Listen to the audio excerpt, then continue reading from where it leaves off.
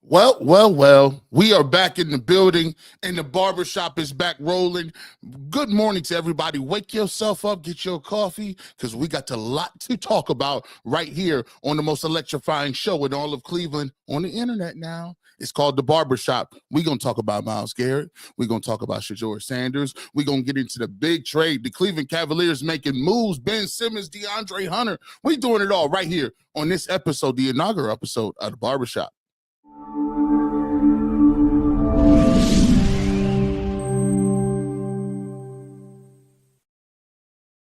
Quality, service, atmosphere.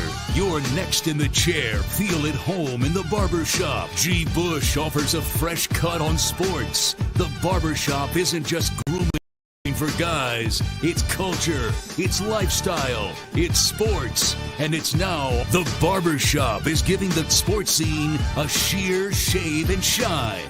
Join the makeover now. Follow Garrett Bush at GBush91 on Twitter.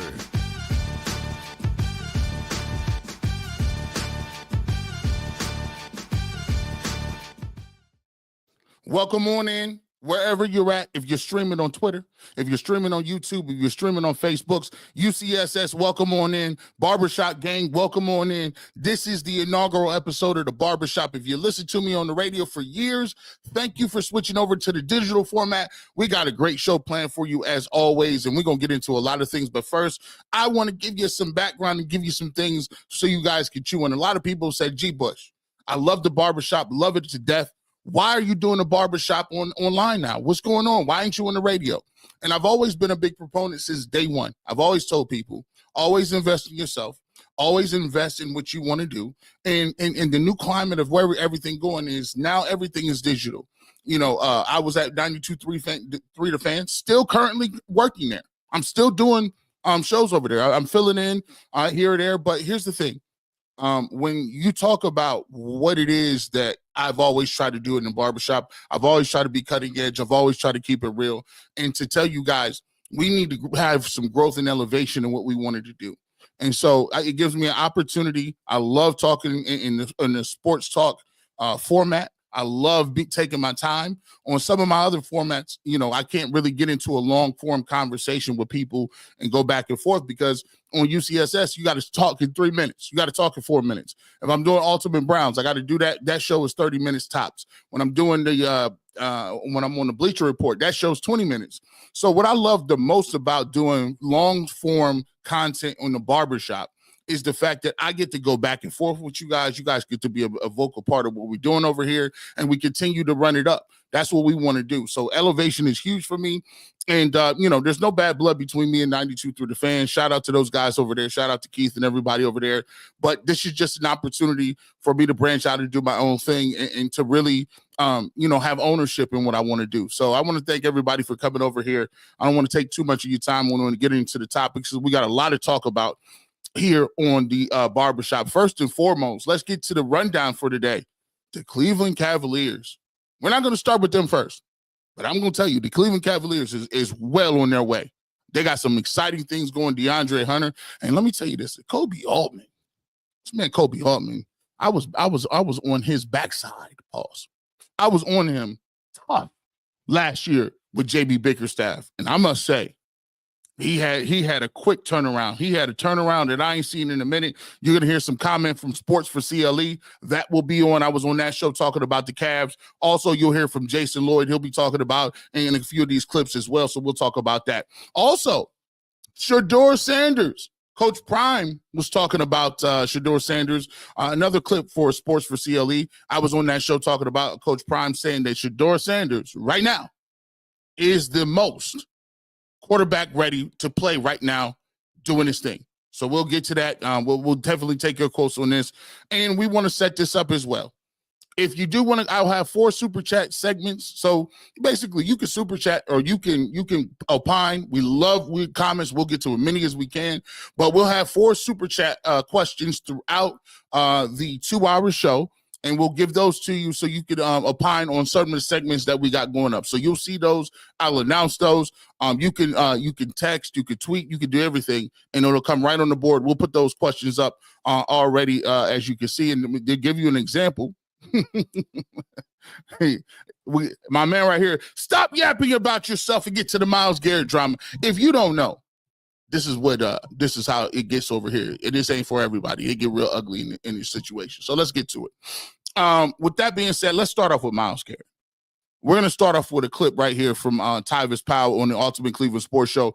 Tyvis talks about the Myles Garrett situation, and we're going to get to some details that G. Bush been talking about for a long time, and we're going to break it all down right here on the Barbershop.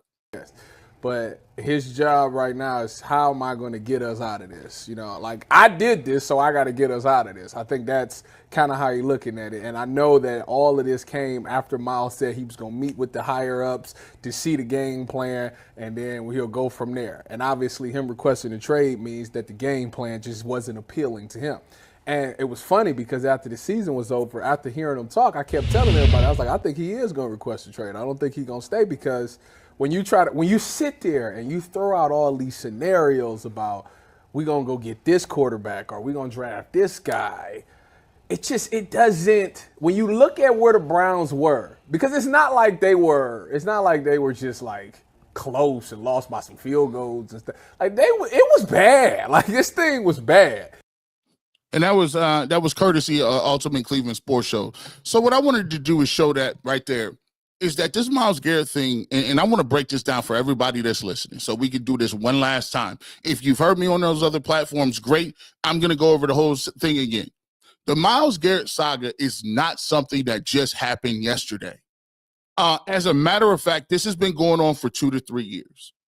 About 3 years ago, I was DM'd by somebody in Myles Garrett's camp. And I will say about this person, this person is the highest level. This person is the highest level in his camp, right?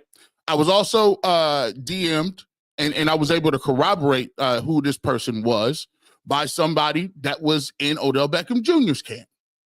Now, at the time, if you go back to 2 years where G. Bush is at, right?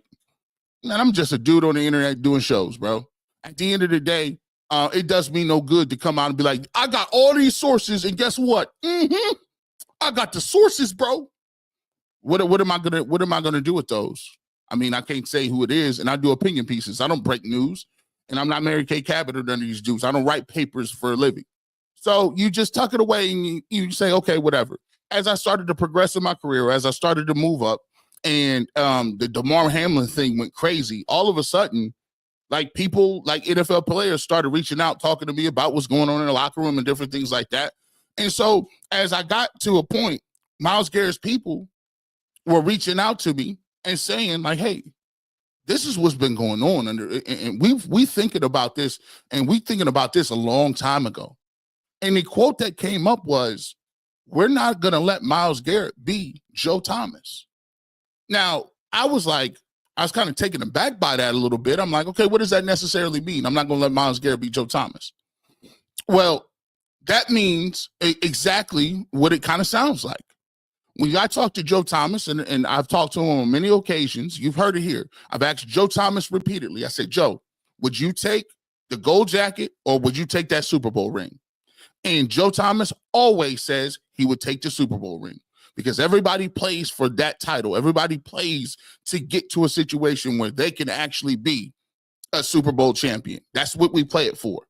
And Joe Thomas always talks about the fact that he had an opportunity to go play with Peyton Manning and with the Denver Broncos. They ended up winning the Super Bowl. And Joe Thomas put the X on the trade. And so Myles Garrett is not just a regular guy. Like we a lot of this conversation that I've been having back and forth will be hear people, oh, well, he's not that good. No, he just asked for a trade. You kind of salty right now. He is that good. Oh, well, he went on this tour and he's telling people about, why he doesn't want to do this. And LeBron James has something to do with it. No. See, this is what I always get to you. See, this is the part where I got to tell the truth. Look, Myles Garrett was talking about this 2 years ago. And a lot of people out there burning Deshaun Watson's jersey, I'm sorry, has nothing to do with Deshaun Watson. Yes, it has something to do with Deshaun Watson in the part that Deshaun Watson didn't play well. And at the end, he wasn't dependable as a quarterback because he's always injured and he didn't play well this year. Yes, that plays a role in it because you got 3 wins. But this thing goes all the way back. This goes all the way back prior to the Cleveland Browns, prior to Kevin Stefanski. This starts way back then. He said, listen, you remember the helmet issue, right? Let's get to the helmet issue, because a lot of people are skimming over that. And this ain't my words. This is what they told me. Like, you believe it or not. They're like, listen, Myles Garrett did not like it at all from the organization's standpoint or from the standpoint with Baker Mayfield, that after he had the helmet issue with Mason Rudolph, he was salty about that. Because Baker Mayfield came out on national TV early and basically before he even talked to him as a teammate or a man, he said he was in the fault for that. It was a dirty move and he was going to get punished for it. He's probably going to get suspended. He was talking out of turn. Now, for all the Baker apologists out there, you got to realize something. Baker was always talking out of turn. Baker was walking out of press conferences. Baker was doing whatever he wanted. Let's be clear. Now he's throwing for 4,000 yards in Tampa. Everybody want to act like, oh my goodness, he was really a great citizen here. No, he was not. Now, does Myles Garrett have some faults too? Sure, he does. I've heard some other things about Myles Garrett in terms of is he gonna practice like that all the time? No. Is he worried about sacks a lot? Sure. Right? Like, he has different faults of his own too. But the situation with Baker Mayfield was, the Steelers handled it a certain way with Mason Rudolph. The Steelers said, we'll let the league handle it. We're not going to get out in front of this. We're not going to speak on it. And then we're going to let them do what it is. Myles Garrett and a lot of people in the Cleveland Browns organization, he felt he didn't come to his aid. He got suspended for, I believe it was 6 games. And on top of that, there was a lot of fans that was riding with the Mason Rudolph narrative. And Myles Garrett comes out and was like, well, he called me a name. He called me a racial slur. That muddied the waters, because then it was like, do I want to touch that? Now it's like, oh, like this is why I always say things, man. When I talk about sports, people say, why are you always talking about race? Well, listen, race kind of plays a factor in some of these things. And it's just what Myles Garrett said. He said that that's what Mason Rudolph did, and that's why he reacted the way he did. Some people said, I don't believe it. Some people took his word for it and said, yeah, we behind you. But in the end of the day, he did not like the fact that his quarterback and his teammate came out and said that. That was one. Number 2, this is a huge part of this story. Huge. They reached out after that happened. The whole Odell Beckham Jr. saga happened, right? I heard from both camps, both of them. Mind you, I'm just a little internet dude. Don't do me no good to break no stories at the end of the day. But you can, if you watch my content, if you look at my content and you've been in the barbershop, I've been alluding to this for long periods of time. If you watch my content, it ain't hard to see. Odell Beckham Jr., the tape, the infamous, his dad pointed out where he was supposed to be at.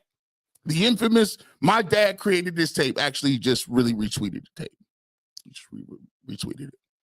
The infamous tape comes out, and people in Cleveland go crazy. Odell Beckham Jr.'s dad is hating on the team. He's hating. They're going crazy. And I'm like, all right, man. Like, like the dude said his son was open. Like, and then I had to do the research. It's like, well, he just retweeted it. People was hot about that. Eventually, Odell Beckham Jr. gets released. Kevin Stefanski releases him. He goes on. He wins the Super Bowl. He plays well down the stretch. And he plays for the Rams, wins the Super Bowl, and he ends up tearing his ACL again in the Super Bowl, in the win. But that wasn't what Myles Garrett, according to his camp, is upset about. He was upset about the fact that during that season, during the next season, when you had Baker Mayfield was injured, and people were saying Baker should sit. Baker should sit down. Case Keenum came in, won a game. I believe it was the Cincinnati Bengals. And the next game on the schedule was the Pittsburgh Steelers. A lot of people in the locker room, in the organization said, listen, we would like Baker Mayfield to sit. Listen, let him get healthy. Do whatever you need to do. Baker came back and said, I'm playing. That's just is what it is. And the Browns organization said, sure. Now, I don't know if that was a situation where they felt like they're going to give Baker an opportunity to play himself out of that extension, or was it a simple fact of they just wanted to see what he had because they don't know whether or not, or he gave them the best chance to win. For me, I think they were trying to give him an opportunity to play himself out of extension, which is crazy.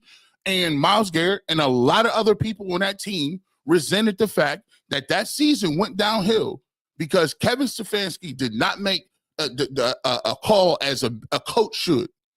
The coach's job is looking out for the best interest of not only Baker Mayfield and his long-term success and long-term future as a quarterback, but not only that, he's supposed to be looking out for the well-being of the team. You paid Case Keenum $8 million. He was the largest, they gave guaranteed money to the backup, the most in the league. He won you a game against the Bengals, but yet you come back again with Baker, and people didn't like it. So then at the end of the season, Baker says, in his last season, I'm opting for surgery, and all hell broke loose. Everybody, they lost it. That was strike two. So for everybody that's here, when Myles Garrett asks for a trade, you think it ain't got to do with Deshaun Watson in today. But this stuff is going back 3-4 years ago. He's looking at these as strikes. He looks like, okay, you didn't really back me on the suspension. You got rid of Odell Beckham Jr. for nothing. You tried to act like he was a locker room cancer. And I heard from multiple people in the locker room that he was one of the best teammates that they had. So every time I would get on air and people would say, whether it's beat writers, whether it's people with a pen, and they would say, hey, he's a cancer to the locker room. I said, who told you that? Because I already had 5 or 6 dudes that said, that's not the case. And Odell Beckham don't do regular interviews. He don't do local interviews. So who you hear that from? I'm just telling you. I'm just giving you what I learned. So after that, Myles is he has piqued his interest. So he's looking around. He's like, okay, well, that was 2 strikes. 3rd strike. Now, mind you, the Browns had 6-7 strikes. He didn't like the fact that Kareem Hunt and Nick Chubb weren't used correctly. There's an issue. Remember when Myles Garrett was running around talking about, hey, look, hey, man, we got to make some adjustments. Remember that? Remember we saw about them adjustments? Adjustments when it comes to Joe Woods. Adjustments when it comes to what are we running. He was been talking about that for years. Kareem Hunt didn't like the way he was being used here. You had a prime Kareem Hunt, a prime Nick Chubb, a top 5 offensive line, and you yet and still couldn't see him in the backfield at the same time. The same thing some of you are being very open and yelling about and screaming about and frustrated about. They were saying most of the same things you were. So then we get to a point, they do get over the hump. Baker does get them over the hump. They win a game against the Steelers. And there's this sense of okay, we finally made it. And listen, I fell for it too. I'm like, listen, they done moved the culture. They moved it along. Everything is looking great. Everything is moving at a great pace. Myles is good. We got a franchise quarterback. We got Chubb. We doing our thing. It looks like the Cleveland Browns are on the up and moving. But then what happens? You get situations in the front office where Myles Garrett feels he gets no help. You go look at the defensive tackles. Go look at the defensive tackles. The year that Joe Woods was there, I forget what year it was. I think it was the year they played the Falcons. In that game, the Falcons ran the ball. They had the guys like Rochelle up front, Tommy Togiai up front. We asked Andrew Berry, when are you going to get some defensive tackles? Are you going to get some linebackers? No, you did none of the above. And I coined the term, you punted on that season. I think it was the year Deshaun Watson that's where it came in. Sorry. Deshaun Watson's year, he got suspended for 11 games. There were a lot of people in the Browns organization, once Deshaun Watson got suspended for 11 games, they felt that the Cleveland Browns didn't do anything to bolster other areas of their team that could have made them competitive. Jacoby Brissett played pretty well, but they refused to go get receivers. They refused to have defensive tackles. They've refused to add anybody in the middle. And we had the conversation, well, the Browns don't value defensive tackles and linebackers. And they were one of the worst defenses when it comes to stopping the run, and guys were running wild. That season was over before it started. Deshaun Watson came back. We talked about the 6 games that he had at the end of the year, and that's another lost year for Myles Garrett. So as you can see, we've already talked about 3 to 4 years where Myles Garrett is like, yo, we kind of like are not doing anything. Like we're just surface level. You go to last year, and for those that will say, G. Bush, but last year, they went to the play, not this last year where they was 3-14. The year before with Flacco, they went to the playoffs with 5 different quarterbacks. But let me explain that to you. Let me explain the way. Listen, again, I'm just holding the mirror up. Just a dude sitting here talking about what somebody told me. When you talk about that quarterback situation, and I didn't even think of it until I heard it this way. I never thought of it this way. He said, yeah, you went to the playoffs, and it was 11-5. But you went to the playoffs with a plan that was not sustainable. And I'm like, what does that mean necessarily? How many times can you go to the playoffs and you got 5 different quarterbacks and all those injuries? Not very often.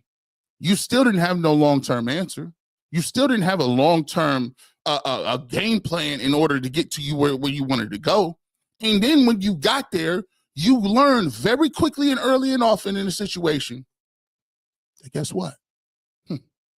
We lost to a rookie quarterback in C.J. Stroud. We lost to a rookie defensive end, Will Anderson. We lost to a rookie head coach in Ryans. They had a young team in with the Texans, and they done been to the playoffs 2 years in a row. And you got there, had one of the best defenses all year, and yet still you got smoked when it counted. That's even worse almost than not going to the playoffs, because it showed you what you was doing was fool's gold. That wasn't about nothing. You couldn't, look, trust me, I love Flacco and I love Jameis Winston and all them, but when it get down to the get down, like it's going to come Super Bowl Sunday tomorrow, it's Pat Mahomes and Jalen Hurts. If you ain't got one of them, skedaddle. So we found out early and often, as Myles Garrett is sitting there looking around, that was fool's gold. You still ain't got a quarterback. Nick Chubb coming off devastating injury. Your wide receiving core is old and slow. What are we looking at? So we get to this year. We'll wrap a bow on this and put this out. I'm going to throw a question out to you guys and get to some of your questions as well. I know we got a bunch of stuff to get to in the chat, and we'll continue to do that. Mind you, 9 to 11, every single Saturday. We got about a half hour to go. Coming up about 9:27. We're going to get to some of your comments, and we'll do some of the chat stuff. And then we'll pivot a little bit, talk a little more about the Browns, the trade packages, and different things like that. And then we'll get to the Cavs in the second hour. So 2 hours here. It's more of a radio format, so let's keep it moving, and let's get to it. But I will say this. When you get to this year, the final straw was the Deshaun Watson situation. I'm not going to cap. I'm not going to be a person that's going to be up here lying to you. Like I said, I ain't got a lot to kick it. The Deshaun Watson situation was the final straw, because what Myles Garrett saw was, all right, we at 3-14. Deshaun Watson towards Achilles heel again. He's probably never playing again. Nick Chubb didn't look like Nick Chubb.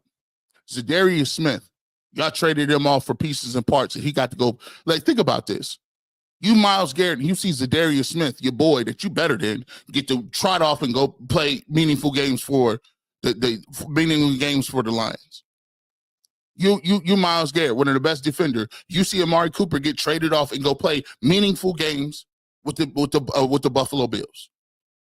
You, Myles Garrett, you see Kareem Hunt left for dead and end up in the Super Bowl playing for all of the marbles with the Kansas City Chiefs. You see what I'm saying? Yeah, it was a Deshaun Watson thing, but it was also another thing. It was also other things that hit you right in the face. Dang, bro, I can't. everybody that's leaving here is going higher than me. Odell Beckham, I saw him leave. He got a ring. Everybody that they bring in, they keep leaving, that's going to make you look a little, it's going to make you feel a certain type way. And when you look at the Browns cap situation, when you look at the receivers, they got Jerry Jeudy. They got the number 2 overall pick. But when he went in and sat down with Myles Garrett, when he went down and posted up and chilled with Andrew Berry, he looked at him and said, okay, well, what we doing? And it hit him. It ain't nothing he can do. This was done 2 years ago, 3 years ago. It was done then. Because even if you draft a quarterback, which I'm an advocate for, we'll get to that later on the show. Or if you trade down, say, all right, the Browns, if you feel like the Browns they should trade down because the quarterback is not there, and you're one of those guys who want to get the quarterback in 27 or 26. Okay. How you think Myles Garrett going to stick? He's 29 right now. You think he's going to wait around as you draft, I don't know, Mason Graham or Abdul Carter or whatever? He ain't got no time for that. He ain't got no time for that. And for those blaming LeBron James, and y'all need to, here's the thing. This gets me too. Some of y'all dudes need to just shut up.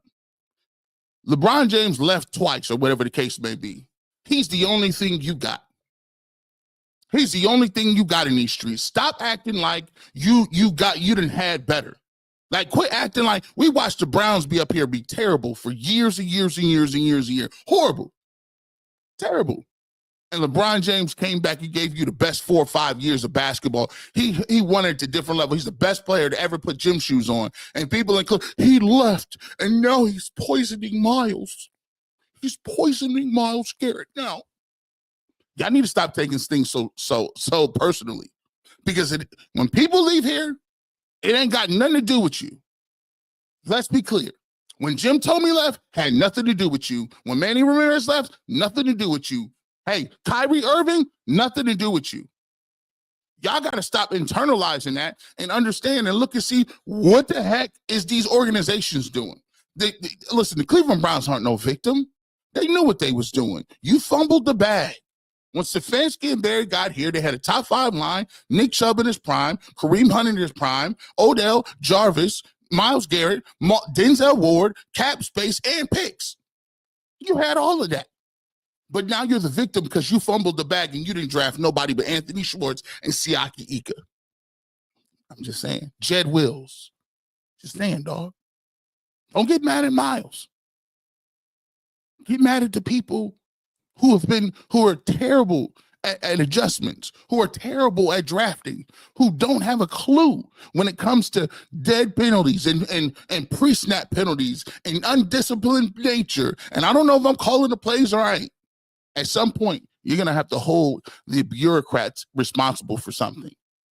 I know that we do that as human nature. We kind of tend to, we side with billionaire owners. We side with oligarchs. And see, this is why, G. Bush, this is why you ain't got no show on Saturdays. You can't be saying that. You're hitting too close to home. With that being said, we're going to get to it. And I'm going to throw this out there for Super Chats available. Let me throw this out here as we are talking about, as we're talking and getting to Myles Garrett. Let me throw this here. If I can find it. Myles Garrett is going to get traded. Either way. Super Chat question in today, number 1. What is your ideal trade package for Myles Garrett? I'm not moving unless it's 2 ones. Not moving. You're not going to, I'm not budging on it. I'm not moving. I need 2 ones, and that's the going cost. I got fleeced with the Deshaun Watson situation, and I want to fleece somebody else. We got fleeced. I need to find somebody to fleece. I'm sorry, bro. Y'all got to let me get my get back.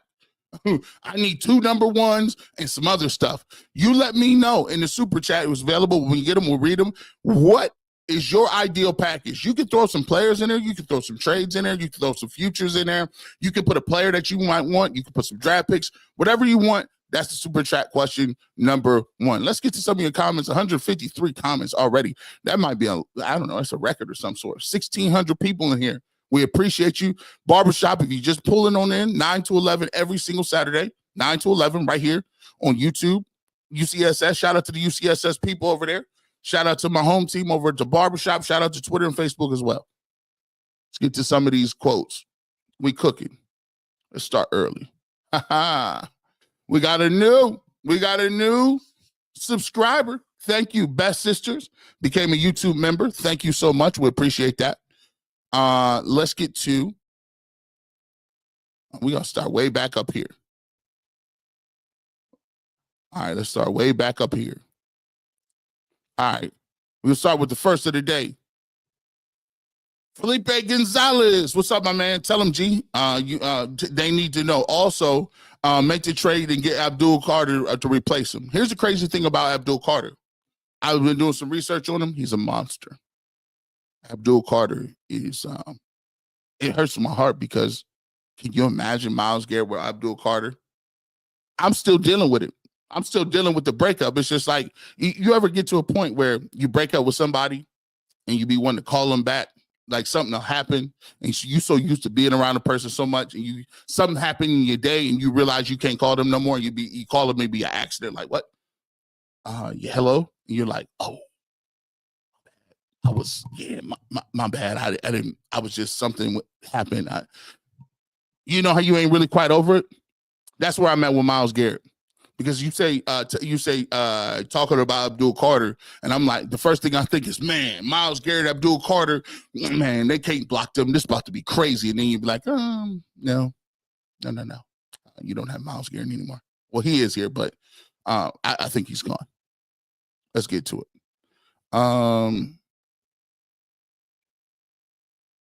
Let's see. Guns N' Roses 87. What doesn't make sense to me is Myles literally just said, we are not that far away from winning. He said that 3 days after the last game. Man, let me tell you what that was. That was called being nice. I'm trying to tell you, this is the Game of Thrones. This is bureaucracy. What happens is he said that, and he might have thought he was going to get a certain example or a certain what he wanted to hear in that exit interview with Andrew Bear and Kevin Stefanski. And obviously when he met with them, what their plan was, he was not picking up and putting down. He did not care nothing about that at all. At all. He just didn't care. Out_route says, I remember after I think the Giants game, you predicted that tanking on a season like this would end up this way. I thought it was crazy back then. Now I'm ready to drink the Kool-Aid. You know what? Out_route, you know what's crazy? And I take the brunt of it because, I even lean into it a little bit. Call myself the Duke and knee jerk. And sometimes you'll know something behind the scenes, but you just can't really get into it. Like, there's really no way of getting into something like this during a season, because to be truthful, it is kind of unfair if you do know certain things to derail a season, because it could. Like, if you come out and you just want to clout chase and you just want to, guess what I found out? And you drop something, like, first of all, they're going to deny it. You have to deny it. Second of all, you put so much extra in the game where now people are going to be asked about it. People's livelihoods is on the line. So you could tell in my demeanor, like there's some games I would be literally dejected like this. Like, man, this is wild, man. I can't believe this. And the reason I was dejected like that was because I knew what the outcome was. I already knew what it was. And these things be moving and shaking behind the scenes, and you like, come on, man. This is how we moving now? You know it, and it's almost like watching a slow death, right? That a train that's coming down the tracks, and you just sitting there waiting for it to plow over you. And every loss, you start to see the likelihood of the guys that you drafted with the 3 when we was 1-31. Those guys are leaving and getting older, and now you're back to the point where you were. You're almost at ground zero. What's up, man? What's up, AC? The AC way. I appreciate you, man. What's up, man? Thanks for all 1,700 people in here. Hit that like button for me. Hit the like button for me. Subscribe to the channel wherever you are. Let's continue to run this up, man. We're gonna be. Listen, I'm here every Saturday. Barbershop is open. So you put it on your calendar. We ready to go. Let me get to these super chats, man. Let's see. Oh man, I can't. I don't know why. I don't know why they want to show me. Let me see. Let me put this up here. Here we go. Name another $600 million revenue company that underperforms the industry benchmark for 5 straight years and see no adjustments to management at the ops level. That's a very big key. That's a point. That's a fact. And I want to, and here's what I do. I try to do at the barbershop. I try to challenge people.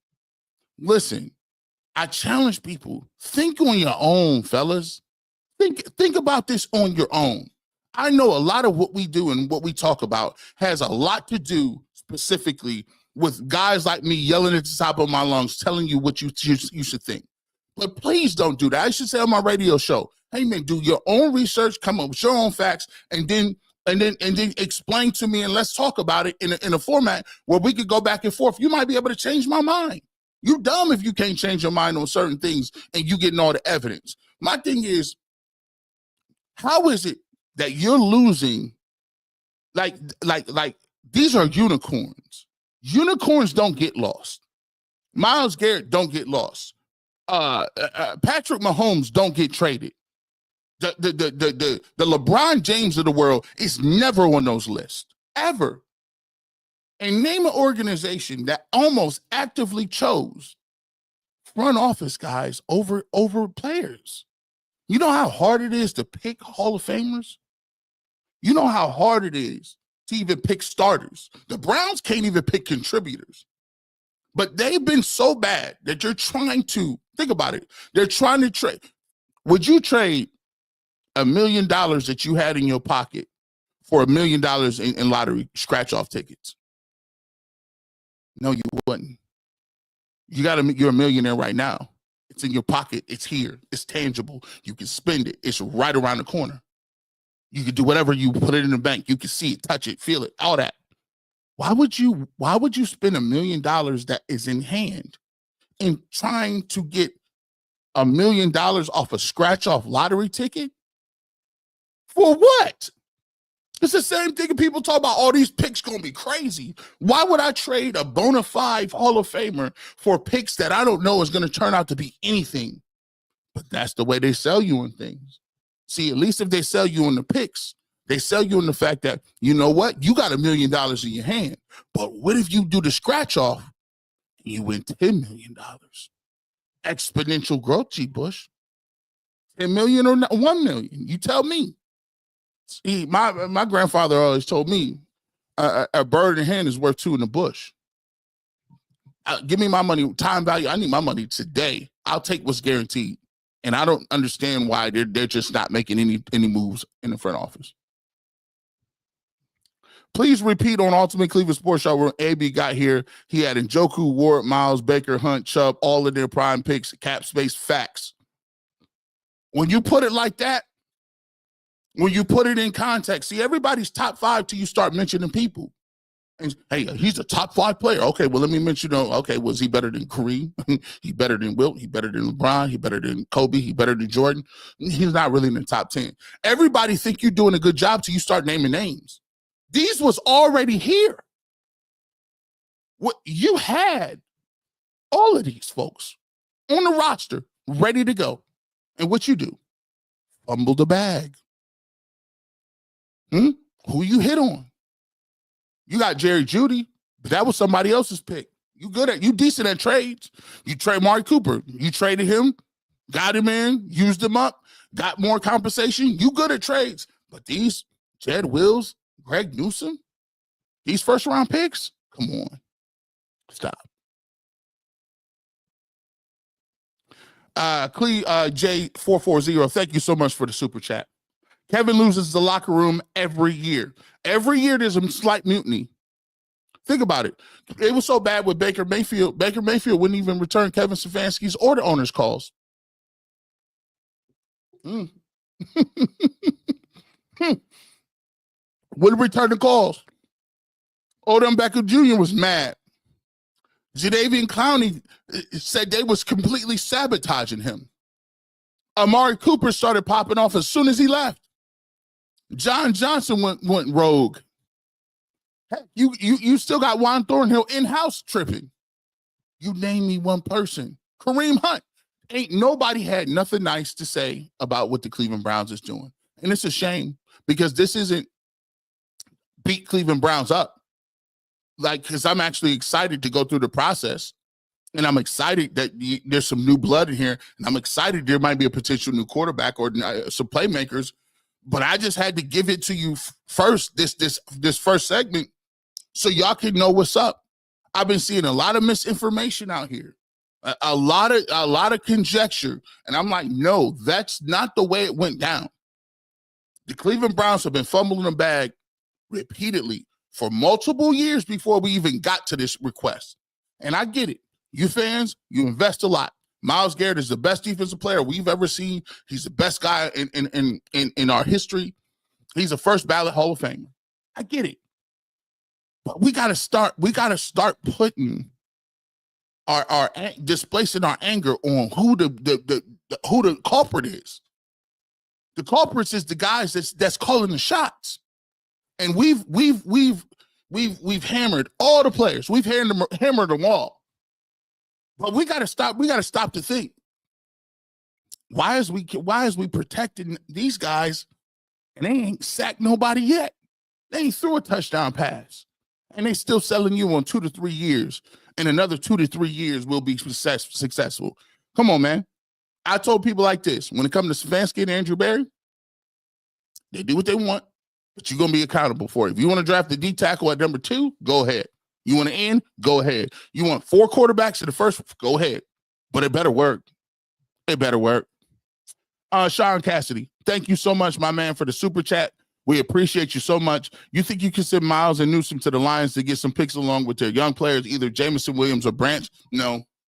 I love Jameson Williams, by the way. I love their young back too. I mean, he's Jahmyr Gibbs is a monster. Could we get any of those guys? No. Greg Newsome is a decent player. He's decent. He's, average corner. He's not first round pick type guy. Myles, they really be interested in Myles Garrett. But my thing is, I need more. I need 2 1s, man. Don't give me I need 2 1s. If we're going to do that, we got to start the conversation at 2 1s. If Khalil Mack was getting all them picks, that's what I want. I want the Khalil Mack picks. If Washington was a quarterback way, why is the Browns with a better roster? And Sanders and Ward want to come to Cleveland. Keep up the great work. I appreciate you. 223 Leaking $4.99. I thank you so much for the super chat. We appreciate you. If the Washington, see, here's the thing. You are correct. You can be a quarterback away. Here's the problem. And we got to start bringing this to the table. Kevin Stefanski has to develop people.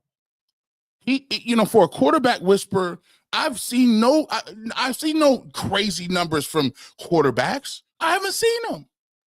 Hey, what quarterback have you seen in the chat that Kevin Stefanski done coached the pants off and then he gets average play from below average quarterbacks? But that's not how you win in the league. You got to be up top on them boys. You got to go up top. So, for me, Kevin Stefanski has to develop and develop these guys. And so if he gets another quarterback and he can develop them, put them in that position in his offense, I like it. But if he don't, man, it's going to be a long year. Let's get to this. I want to get to something else, and we appreciate it. Let's throw this out here as well. I want to talk a little bit. We'll get to later on the show. We'll get to some more Browns, and we'll get to some draft, right? But we want to get to some Cavaliers. We want to get to some Cavaliers here. Cavaliers is the brother that don't get enough love. The Cavaliers is the team that don't get enough love over here. But let me tell you something. They just made a move. They just made a move for DeAndre Hunter. And boy, I'm going to tell you what. This thing could be devastating. Let me go ahead and throw this on here for you. I was on Sports for CLE talking about the DeAndre Hunter move, and we'll get to that right now.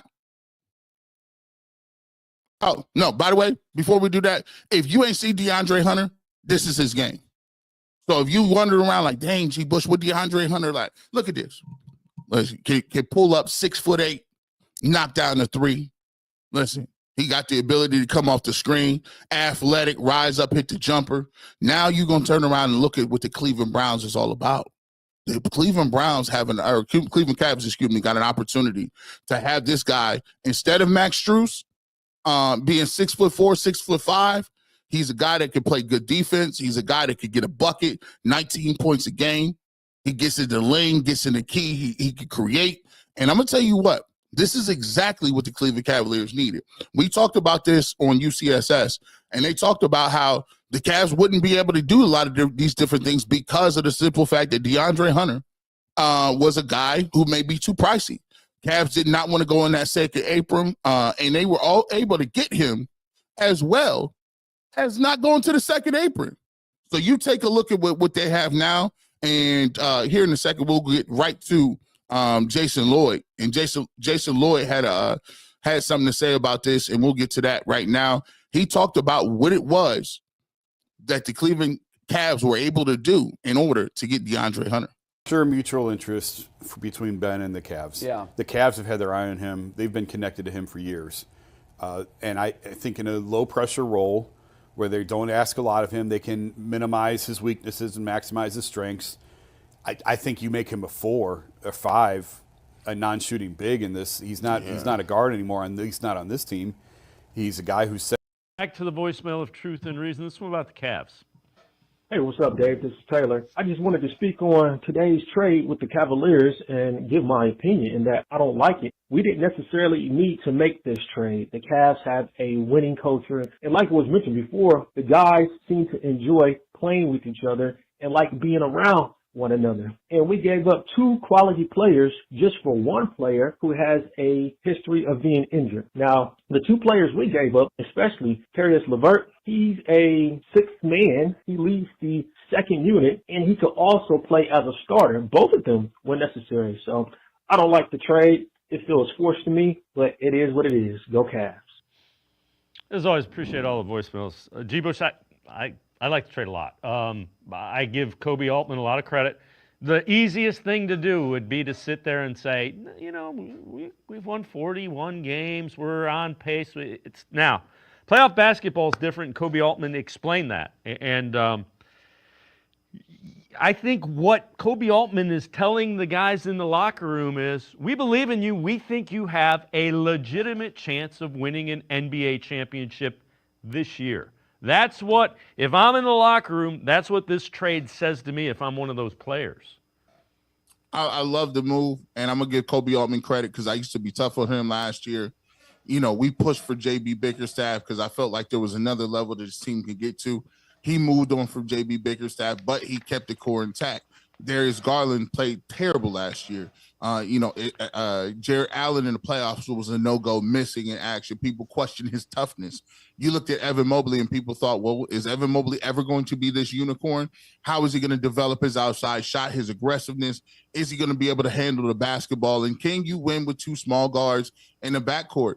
And all they did is come out and dominate and come out with the best record in the league to a historical start. But like you said, it could have been the easiest thing in the world to sit pat and just, rest on your laurels and rest on the fact that your record is what it is.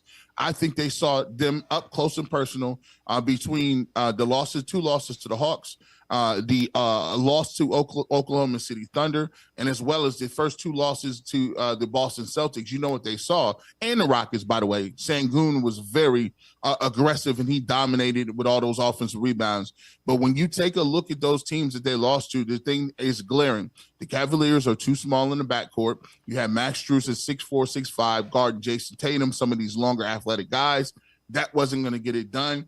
And on top of that, you take a look at the length that these guys had in the front court. When you play in the Boston Celtics and you got Derek White, who's 6'6", you got Drew Holiday's a 6'4" guard, but he's built like a football player. And of course, you got Brown and Tatum. You're dealing with elite athleticism, elite size, and the Cavs were coming up short. How many times did you see on the switches where you would see, where you would see some of the bigs like Porzingis switched on Sam Merrill, switched on Max Strus, switched on some of those guys. George Niang, and here's the thing. I'll say this too before we get to any other stuff. I want to thank Karis LeVert and I want to thank George Niang for the contributions. I know it had to be gut-wrenching to be on the team, and you're thinking about the postseason. You're an integral part. Those guys are two great guys, two great locker room dudes, and I love the fact that those guys brought that sort of culture. Karis LeVert, 6-man Swiss Army knife coming off the bench. He's an Ohio guy from Columbus. And I take a look at George Niang. George Niang was shooting the ball well. George Niang, the last couple of games, was shooting it very well. But matchup size, with all that being said, I'd make this trade 10 out of 10 times. It gives them more versatility. Hunter is 6'8". He's going to be able to guard some of those wings. He's averaging 19 points a game. And now you look at a lineup where you got 3 to 4 guys. Darius Garland averaging above 20. Donovan Mitchell giving you 20. Hunter is close to 20. And Evan Mobley and then Twin Towers down there now with Mobley and Allen. Listen, it's a formidable front court. It's a formidable starting 5. And on top of that, you still got Dean Wade coming off the bench at almost 6'9", 6'10", who's a great defender, plus-minus defender, can shoot the 3. You still got Okoro, who's a defender on a perimeter. And, of course, you still get guys that are going to come off the bench like Sam Merrill that can knock jumpers down. And you put Hunter back with Ty Jerome, who both won a championship at the University of Virginia. You got a nice bench. You got an 8 to 9 deep. And like I said, you can continue to get deeper because now you're under the luxury tax. Yep. You could get up to 2 more guys to buy on the buyout market. Ben Simmons, or Bruce Brown, or Bogdanovich, Mo Bamba, names that are out there. So it's going to be a very interesting time by the All-Star break. I love the move, and I think a lot of people in Cleveland can't wait till Monday to see. Probably he'll make his debut, but much improved roster. Looking forward to it, and I'm so excited to see what the Cavs going to do. Listen, I told people, stop playing with your boy G. Bush. Who said G. Bush can't talk basketball? I almost forgot I was that nice. That was courtesy of Sports for CLE. I'm on there every Friday. Make sure you check them out. Make sure you go check Sports for CLE. You subscribe to the YouTube channel. Everybody over there, we've been rocking and rolling for a long period of time. But listen, I told you, look at this lineup. Come on now. Look at this lineup. Listen, let me take this ticker off. Stop. Let me see this. Look at that lineup. You got Donovan Mitchell, Darius Garland, DeAndre Hunter at 6'8". Mind you, you still have Dean Wade at 6'10", 6'9", can still shoot coming off the bench. Evan Mobley, Jared Allen, everybody wanted to keep that Lauri Markkanen lineup. Everybody wanted that Lauri Markkanen. Now, I'm not saying DeAndre Hunter is the same person as Lauri Markkanen, but everybody loved that big front court. What you talking about? This is the biggest front court. The Celtics, this looks great. The Cavs lost to the Celtics the other night, and they realized something. We're gonna have to upgrade this. And I give Kobe Altman all the credit in the world. He could have sat back and chilled. Wasn't no chill in his bones. He went and got a guy that's going to make a difference, a guy that's going to hit buckets, a guy that's going to get you what you want to get. Speaking of, let me go ahead and get to this. I'll tell you this immediately. What's the name, Matt? Let's get to this. You throw it out there. Did the Cavs land a missing piece? I think this might be the missing piece. Before, I was kind of like, y'all came out, y'all got a good start. It was a good start, a historic start. But them games against the Hawks, size and length got them. The games against the Oklahoma City Thunder, they lost physicality. games against the Boston Celtics, size, right? And the Cavs, they got all that covered. They covered it in one site. Let's take a look at this. DeAndre Hunter just happens to be having one of the best years of his life. Right now, 37 games. The problem with DeAndre Hunter, the downside to Hunter is the fact that he misses a lot of times. As you can see, he hasn't played, he's only played over 60 games twice in his career. Came in the league through 2019 and 2020. He played 63 games.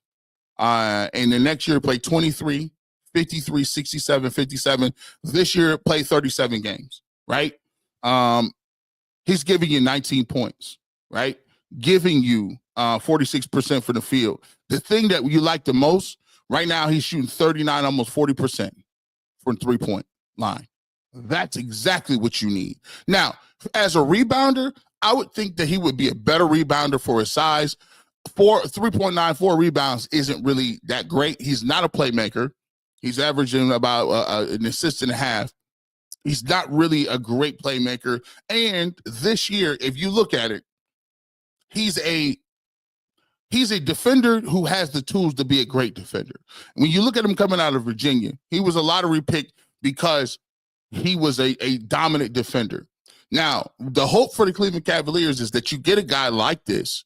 He starts his game. He gets around the guys like Donovan Mitchell and everybody. He's able to put it together, and he's able to go and get into a role, and he's going to embrace playing defense at a high level because he's on a winning team. You go from the Hawks to the Cavs. Come on now. You go from the Hawks to the Cavs. You ready to go. You are ready to go. Let me get this out of here. Let me do this. I'm going to throw this question out right now as we get closer. Super chat question number 2. What are your thoughts on DeAndre Hunter trade? Give me a grade. Give me a grade on the trade and why. Give me an A, B, C minus, A plus, whatever the case may be. But make sure you let me know why. And then, of course, is this the thing that's going to put the Cavs over the top to play and beat the Celtics to get to the finals? Super chat question number 2. What are your thoughts on DeAndre Hunter, the trade, the move? How do you like it? So you guys can opine on that. I will get to your super chats, and we'll do that throughout the show. Let's get to this. You probably caught a little snafu right there. This leads me to one thing. I kind of mixed my videos up, but we'll come back and do it again. We'll make sure we get it right this time. So, with the Cavs, because they were able to get under the luxury tax, or the second apron. And so now they can afford 2 specific buyout players. They can get 2 buyout players. And let's talk about, right now, for me, you get DeAndre Hunter. You get DeAndre Hunter in this trade. It makes other people viable. I've already got what I need as a starter. Now you move everybody back. You got Dean Wayne coming off the bench. You got Max Strus coming off the bench. You still have Isaac Okoro coming off the bench, right? And you got Ty Jerome coming off the bench, who has a relationship, one of the best friends with DeAndre Hunter. The great part about Hunter is, by all stretches of imagination, by all accounts, he's one of the best locker room guys in the business as well. Tremendous guy. So you still got the shooting and the point guard and some of the things that you need coming off the bench as well. Sam Merrill's still on your bench, could come out and knock down some shots if you need some instant offense. So since you got this, and since you do have a guy like DeAndre Hunter, what this gives you a great opportunity to do is you got an opportunity to really, really upgrade what you're doing. You got an opportunity to go out after some buyout guys. And I mentioned him earlier. Ben Simmons is a name. We're going to talk about this on the flip side. Ben Simmons is a name that really, truly intrigues me. This is Jason Lloyd talking about Ben Simmons and the Cavs and what we possibly do to land Ben Simmons. Rolls to the rim. He's a good passer, really good passer at that spot on a pick and roll. He can defend. And historically, realistically, buyout guys don't play a very large role. Right. They just don't. There's a reason, like they don't have any Yeah, trade there's value. a reason they're available. Yeah, there's a reason they don't have any trade value. Kevin Love helped Miami a couple years ago as a buyout guy. Everyone was all excited when Darren Williams came here back in the day as a buyout guy. He didn't really hold much of a role. But, if it's a very specific need that you need to fill for short bursts, short minutes, whatever, he's a great versatile option to throw in there. I don't know where his interests lie. If he wants to come to a place where he's going to have no pressure, where he's wanted, because he's wanted here, I've talked about this before. He doesn't have the best reputation around the league. I worry about that. And I'll go back to, I think I talked about this on the show before, when the Cavs traded for JR and they shipped Dion out and they brought JR in. I was talking to somebody at the Cavs who said, it's okay to have one shithead on the roster, but you can't have two. That's interesting. And don't give them someone to commiserate with. Yeah. So, and I think that right now where their culture is, where their locker room is, they don't have any shitheads in the locker room now. At all. It's a really good locker room. And you'd like. That was Jason Lloyd, courtesy of UCSS. And I caught some pushback on this one a little bit. And this is a story I was interested in getting to. Now, you throw Ben Simmons' name out there, and you know what about Ben Simmons, right? You throw Ben Simmons' name out there, and all of a sudden, you hear people, come on, man. G. Bush, Ben Simmons be ruining places. G. Bush, Ben Simmons, man, he can't shoot. He can't do none of that, bro. Like, you seen what he did in Brooklyn. You seen what he did in Philadelphia. This dude is not a guy that you can count on. You can't count on him to score, especially in crunch time in the playoffs. I get it. I understand. I get it. But sometimes it ain't about what you've seen in the past. It's about what you project to the future. Ben Simmons don't got to come in here and do nothing that you think that he should have to do. Scoring, he don't have to do none of that. All he got to do is play to his strengths. See, when you got a team, when you get a DeAndre Hunter, right, you've already filled a gap. You've already filled it and filled a void that you had in your starting lineup. Your starting lineup is completely whole now. Now what you want to do in terms of bench guys and role guys, you want specialists that'll come off your bench. Ben Simmons is a specialist that can come off the bench and play 5-man for you in your small depth lineups. But he can be a 5-man, but ISO on a center or a 4. 6'10", still got good athleticism. He's not as a leader as he used to be. Can run the break, ball handle, still a tremendous passer. Can you imagine? And more than, and the most important is he gives you added length and athleticism when it comes to contesting shots when you need it against Jaylen Brown and Tatum or SGA or Williams in OKC. You need guys like this. And the great part about it is you're not asking him to do nothing. He's a buyout candidate. I think he met with the Cavs on Friday.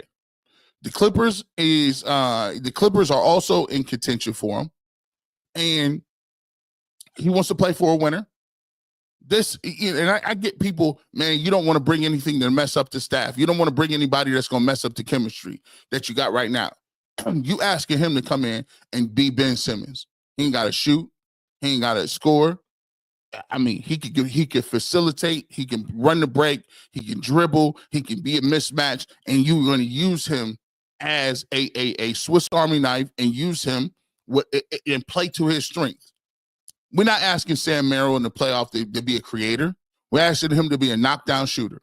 We're not asking Dean Wade to come in here and be some sort of a monster post-up player. We're asking Dean Wade to play good defense and to knock down threes. We're asking Isaac Okoro to play a solid defense, bulldog defense on 1s, 2s, and 3s, and hit an open corner 3 every once in a while. We want Ty Jerome to come in and be instant offense, run the break, be a heady type guy, be a dude that's going to put you in positions to continue to move the basketball, and you're not going to lose too much in terms of his shooting ability from Darius Garland, and he has a bigger frame. That's all we're looking to do. We're not asking these dudes to do too much more. And Ben Simmons is a guy who can do it at a high level, a very high level. We're gonna get to your comments. Let's get to some of these comments as well. And I want to throw this question out to you guys as well. Make sure you guys can get it, because I this one is more intriguing than I want to see what you guys feel about Ben Simmons.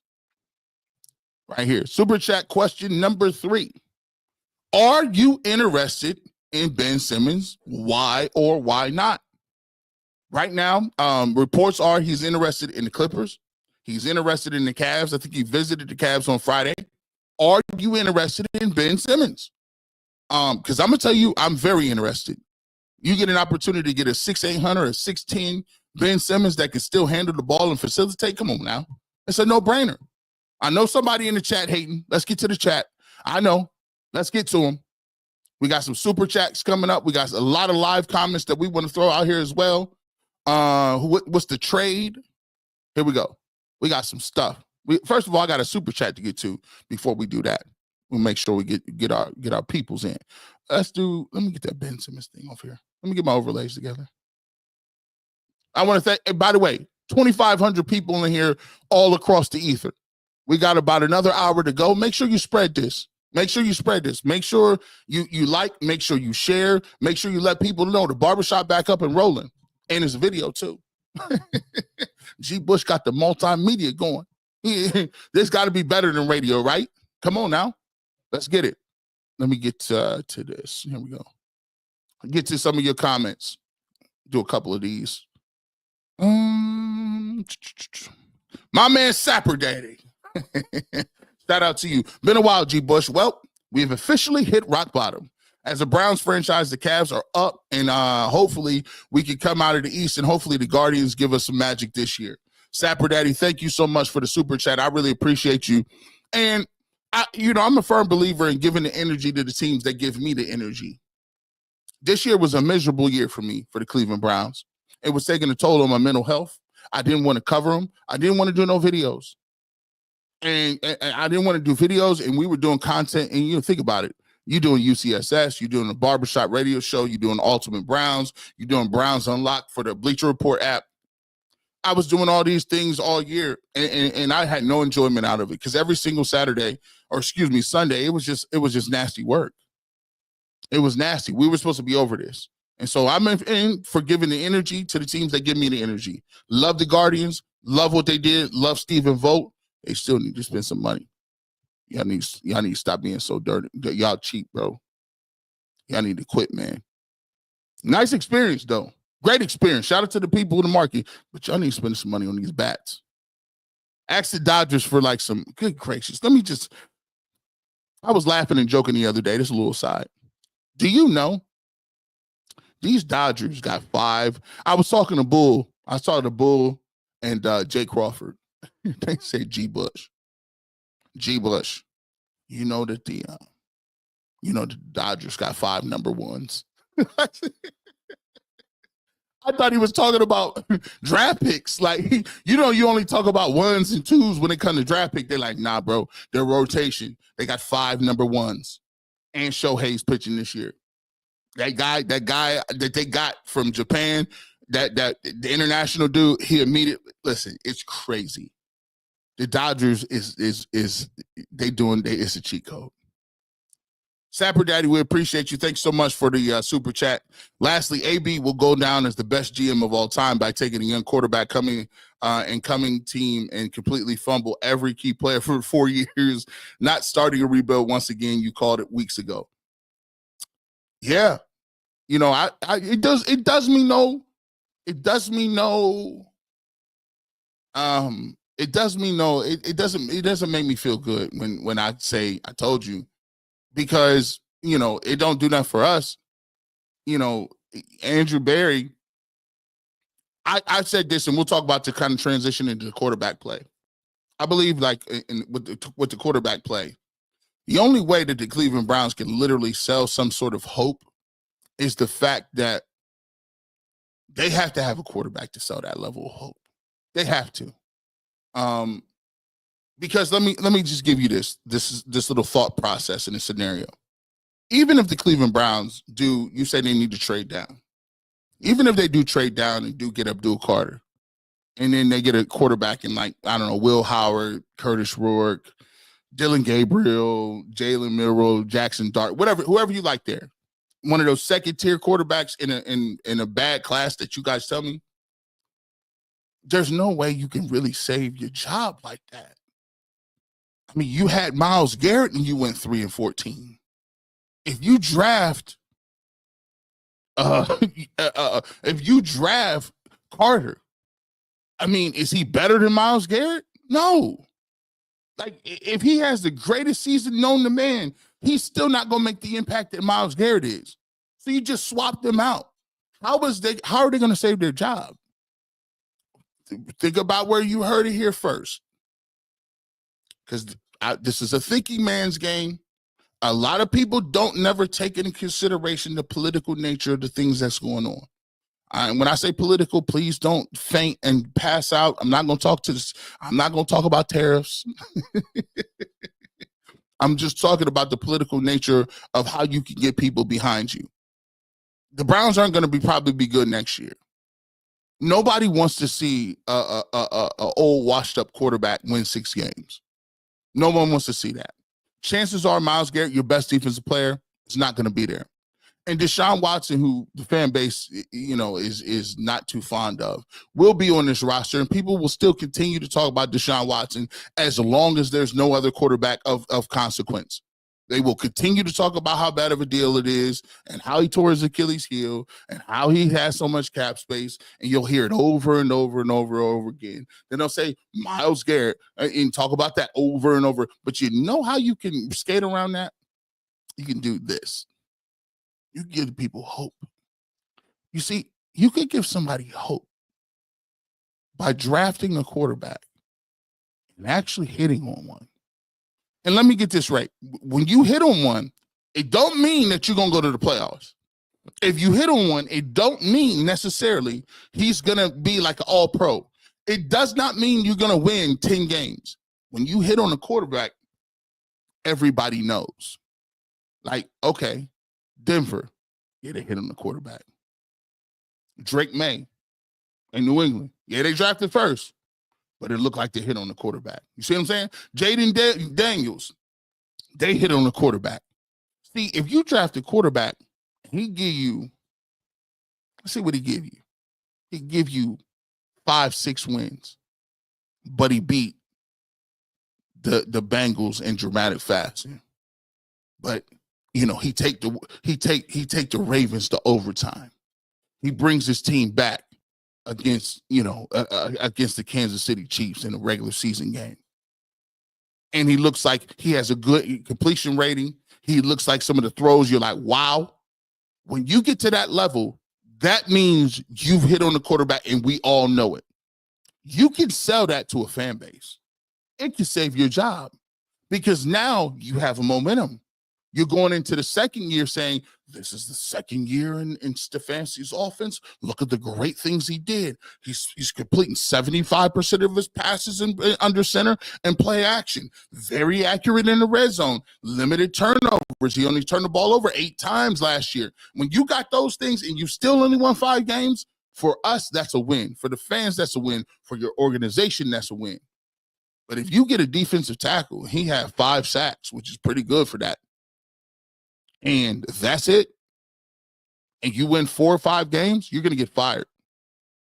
The only way that saves your job with a bad team is finding out that you got a quarterback and they're going to give you an opportunity to continue to coach said quarterback. That's it. You heard it here first. So when you hear people say they need to get Shadeur Sanders, Cam Ward, they need to draft one of them two because it'll give them some time. Abdul Carter gives nobody no time. And maybe they got better morals than me. Maybe they're thinking about the well-being of the Cleveland Browns, but I'm thinking about how I'm going to save my job and keep my kids in Cleveland school systems. I'm trying to figure out how I'm going to pay my mortgage, and then that's keep my job. I don't feel like moving right now. Sapper Daddy, we appreciate you to super chat. On the terms of the trade for the Cavaliers, B+ on the trade. The only reason is because you addressed the length on the wing, who can score. Just got to see how he gels with the offense and develop chemistry in the starting 5. That's the thing. I'm glad they did it a little bit earlier. Now you got the rest of the season to kind of gel, figure out where guys are, and they've been moving the ball so well and ball and man so well. You kind of like, ooh, I hope this gets figured out quicker than later. I need him to be here over the All-Star break, working in the gym with my man, Kenny Atkinson. I need him to be working with Kenny Atkinson. I need him to get him involved, and it's going to be interesting. See, this is why Project Stockpile. Thank you for subscribing to it. Thank you, Kobe Altman, for subscribing to Project Stockpile.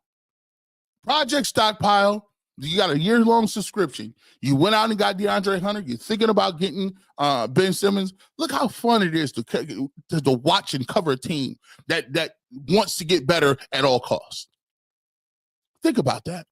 Now, the rest of the season, we're going to be watching to see what it is that the Cavs are going to do. We're going to be able to watch and see how's it going to work in that starting lineup. What is Darius Garland going to do? Darius Garland been playing with some swag these last couple of days. Darius Garland been cooking. That half-court shot, he out here pointing at people. I'm like, man, what is this? He blowing kisses to the bench. I'm like, dang, bro, you're going to get the technical.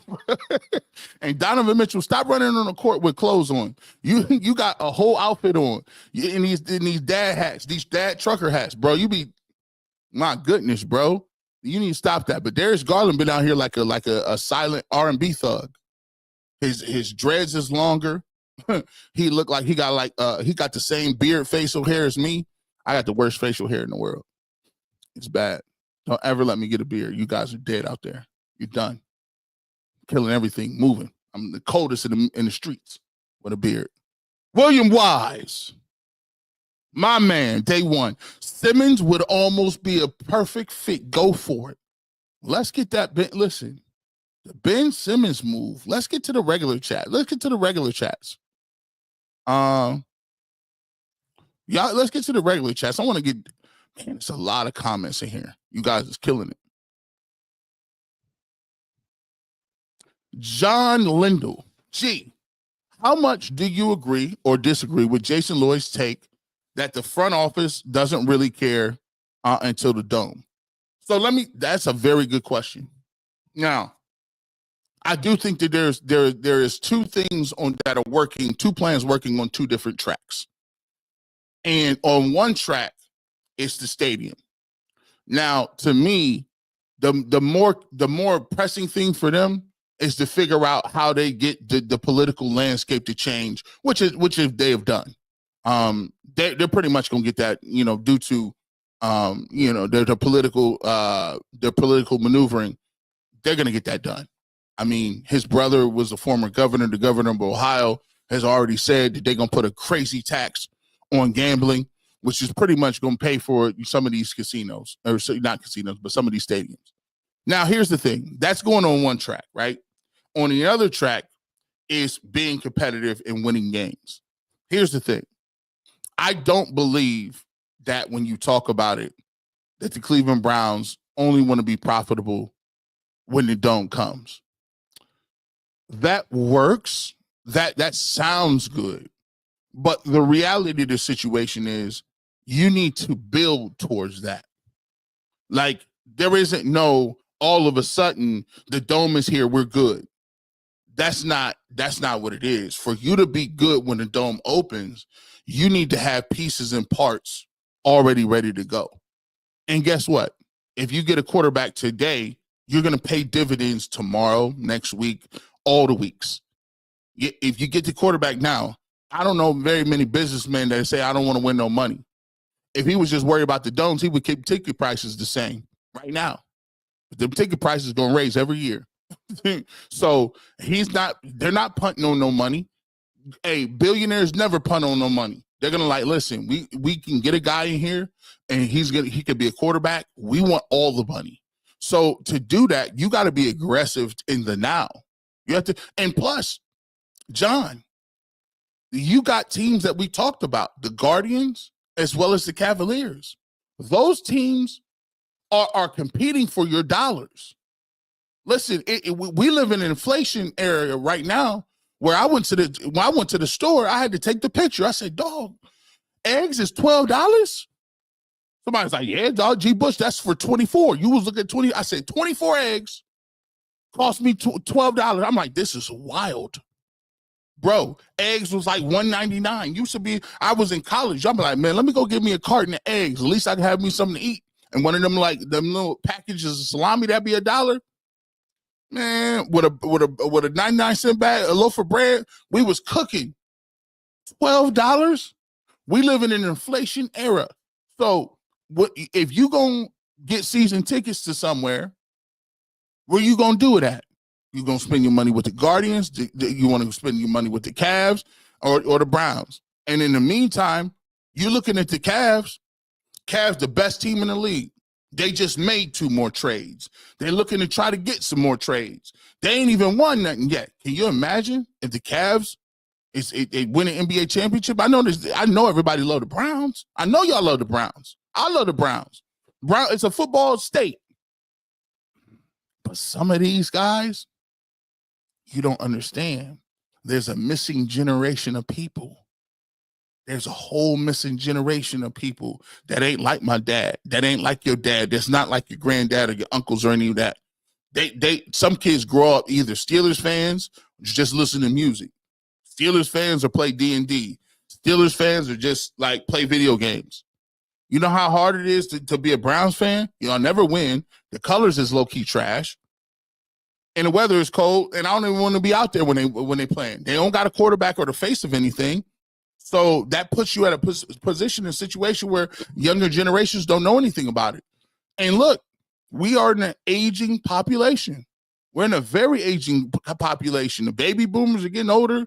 Our society is moving along, and every single year you got to cultivate and you got to prove why consumers should spend dollars with you every year. So that sound good. Yeah, we wait for the dome. Yeah, you're going to have some stuff in place before the dome. Look, hey, listen, $6.99 for a medium bag of Lay's. Hey, talk that inflation. Talk that. Hey, put that in here. I seen some orange juice. Orange juice, $11.99. I said, we ain't drinking orange juice in my crib. Nothing. We going back to the old school. Listen, babe. Hey, man, drink that orange juice slow. You're in there gulping. Don't you? You're doing too much on that orange juice. You better slow it. Pump your brakes.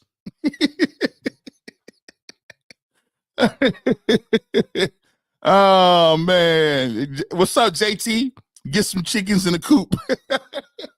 I was told the reason them chickens so high is they had to incinerate like 100 million chickens or something because of the bird flu. I don't know. I'm like, listen, I woke up. Usually what be happening is I don't do the grocery shopping.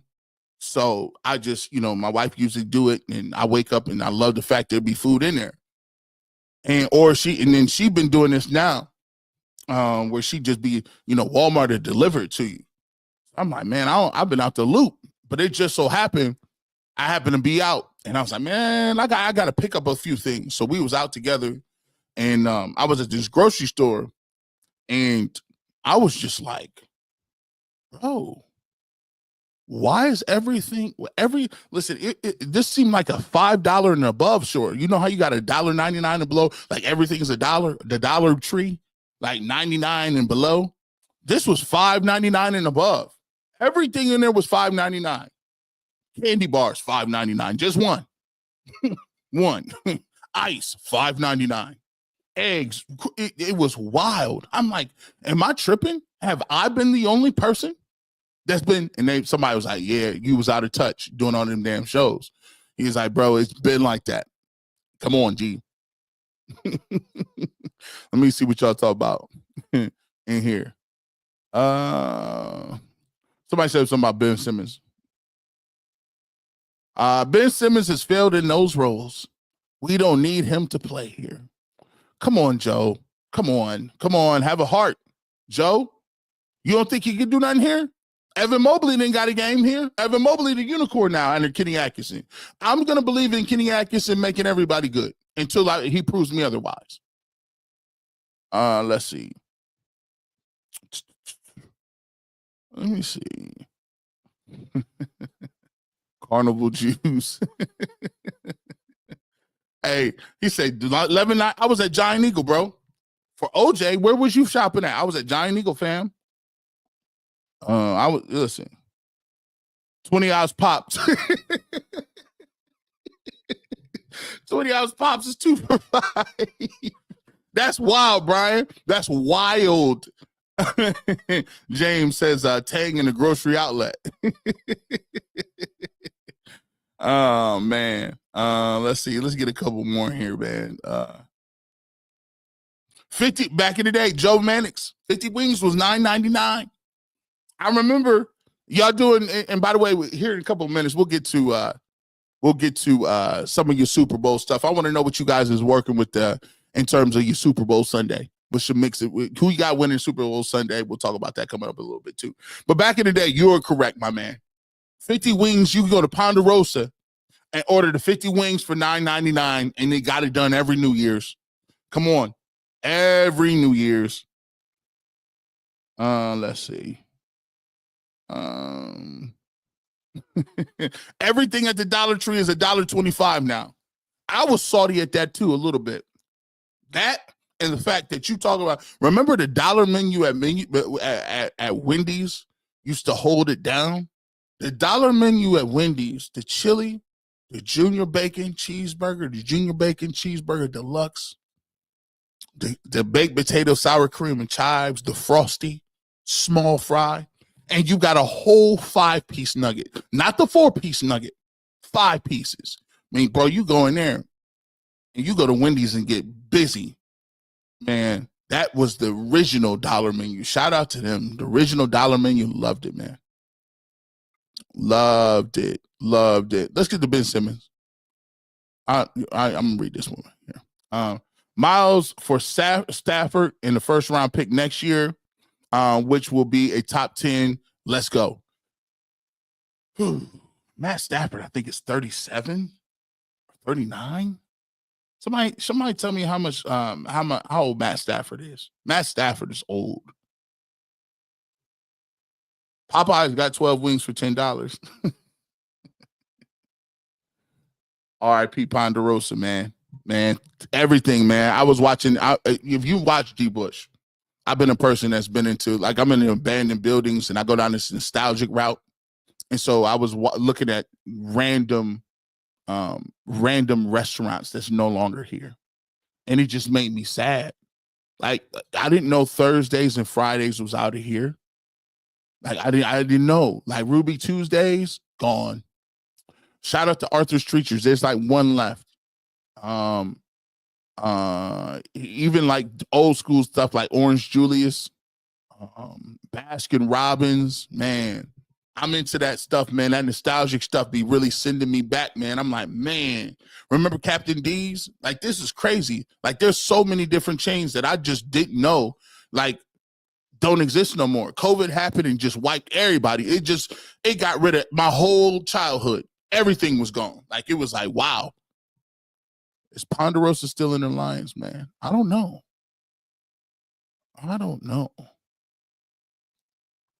Yeah, Matt Stafford's 37. 37. Page 878 says, G, I had a steak eating contest with my boy when Ponderosa had all you can eat. Listen, you got the steak, you got the sirloin, then you got the buffet. Then you got the buffet on top of that, right? So a junior bacon cheeseburger is $3.39 now? Yo. This is crazy. This is wild. Hurts my soul. Let's get to this. Let me get back into swing things. We got about a half hour to go. If you guys want to get in, we've been talking about all things Cleveland. We've been talking about the Browns. We got to the Myles Garrett saga. I was breaking that down. If you missed it, go back and check that out. You can rewind that. We've been talking about the Cavs DeAndre Hunter move. How do you like that move? Also, we've been talking about Ben Simmons as well. And we're going to continue to talk about some of those. So if you got a super chat, you can throw those in. We've been doing regular chats as well. And we're going to get to this. Shadeur Sanders. Let me tell you this. Shadeur Sanders, man. This is going to be very interesting. Shadeur Sanders' name is starting to get that buzz. Shadeur is getting the buzz right now. And this is from, and I take this with a grain of salt. Like, nobody has told me specifically Shadeur Sanders is the guy that, and anybody who tells you that is crazy. But Nathan Zegura, who's on Cleveland Browns Daily, has been talking about Shadeur Sanders. And obviously Nathan is the one of the on the play team with the Browns. And I noticed, he was arguing kind of hard. There was a conversation he was having. And somebody was like, Shadeur ain't the guy. Shadeur ain't the guy. I don't like none of these quarterbacks. He actually was talking to Chris Rose. Chris Rose was like, man, that he does not have Deion's legs. I don't think he's mobile. Chris has said that on the Ultimate Cleveland Sports Show. But guess what? Your boy Nathan Zegura was like, no. Listen, I didn't see about 5-6 of his game. He could do this. He could throw the run. He could do all this stuff. I think he's the most quarterback ready. He's the most ready guy available in the draft in terms of quarterbacks. He was going in. He was really putting the Captain Kirk cape on. I said, dang, bro, he really talking. He talking real. He got the cape on for Shadeur Sanders right now. And I'm looking at it. Now, Shadeur Sanders, to me, as I look around, I'm starting to see, people meeting with Shadeur. He come off more mature. And slowly but surely, Coach Prime then stepped away a little bit. Coach Prime then stepped away.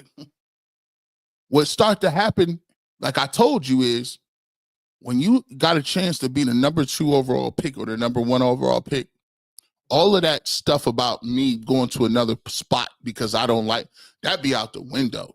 That's out the window. And let me throw this out to you guys before we even get to our next video. Let's get to this question because I'm interested in seeing. This is going to be the biggest offseason for the Cleveland Browns. Don't let you tell them it's 2026 and 2027 because if Andrew Berry and Kevin Stefanski don't get it right this year, they'll be gone. So they'll be out of here. They won't see tomorrow.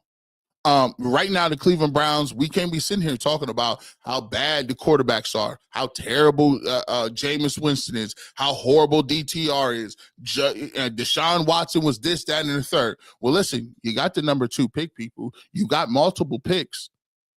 I don't care if you got to pick 4 quarterbacks in this draft. Get it done. So I'm going to throw this out to you.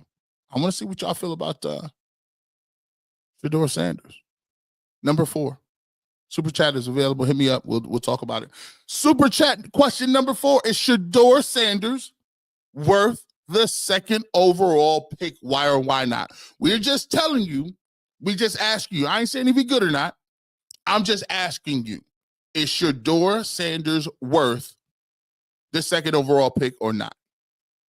Just marinate on that as we get to our video. And this is courtesy of Sports from CLE. This is me.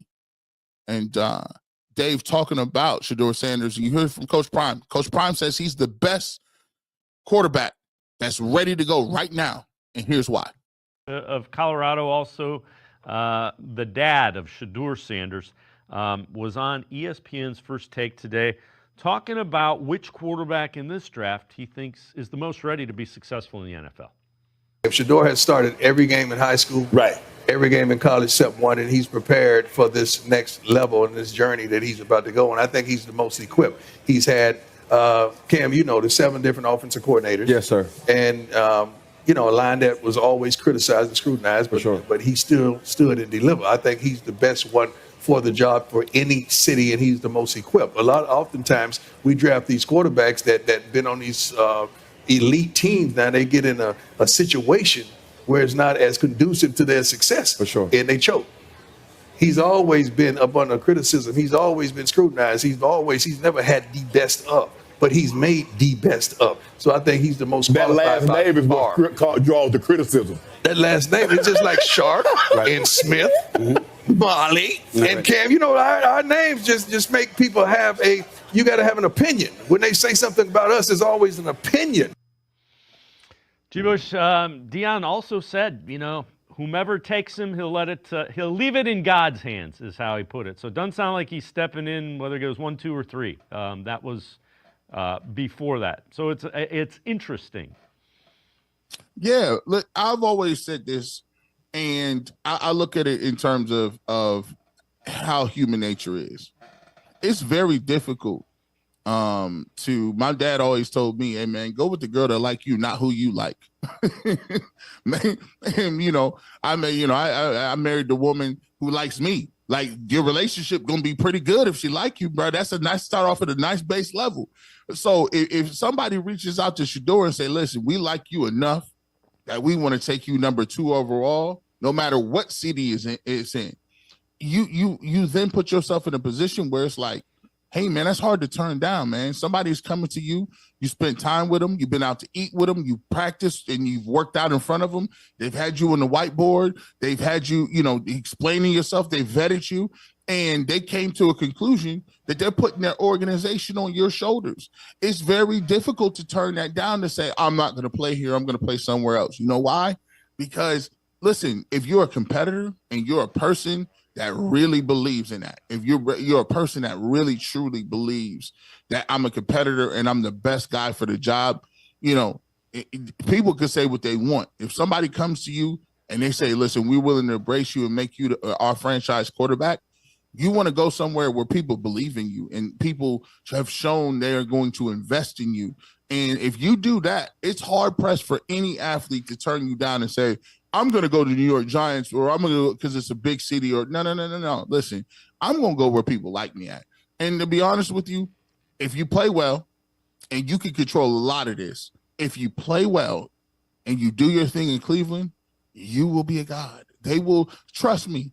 Listen, Baker Mayfield got a cult following. He got one playoff win against Pittsburgh. And we got people wearing Tampa Bay Buccaneers jerseys now that live in Cleveland. Yeah. He got one little playoff win. Yep. And they like, listen, I'm a Bucs fan too. I watch all the 4:00 games on it. I said, this is when you get that big. I'm confused, man. But if you can get it done here, they'll love you, man. The more I hear Shadeur Sanders talk, the more I'm intrigued by him. So let's see how that process plays out. Yeah. You see how that go. The more you hear about Shadeur Sanders, the more you're going to be intrigued by him. Because I've set the course. I'm saying to you, I will say this, and this is the backdrop of it. Man, we don't get no rest in Cleveland, do we? Think about the last 5 to 6 years. The Cleveland Browns are the epicenter of the league for right or wrong reasons. They're the epicenter. They're smack dab in the middle of everything moving. Think about this. Go back to 2014, 2013, 2014, somewhere in there. Johnny Manziel gets drafted. Polarizing as all get out. Johnny Manziel was so poor. He was going, think about it. Him and Josh Gordon was going partying. They was flying to Vegas game weeks. He had a fake mustache on. Think about that, people. Johnny Football was going to Vegas in disguises. That's how wild it was. Fast forward a little bit, you draft Baker Mayfield.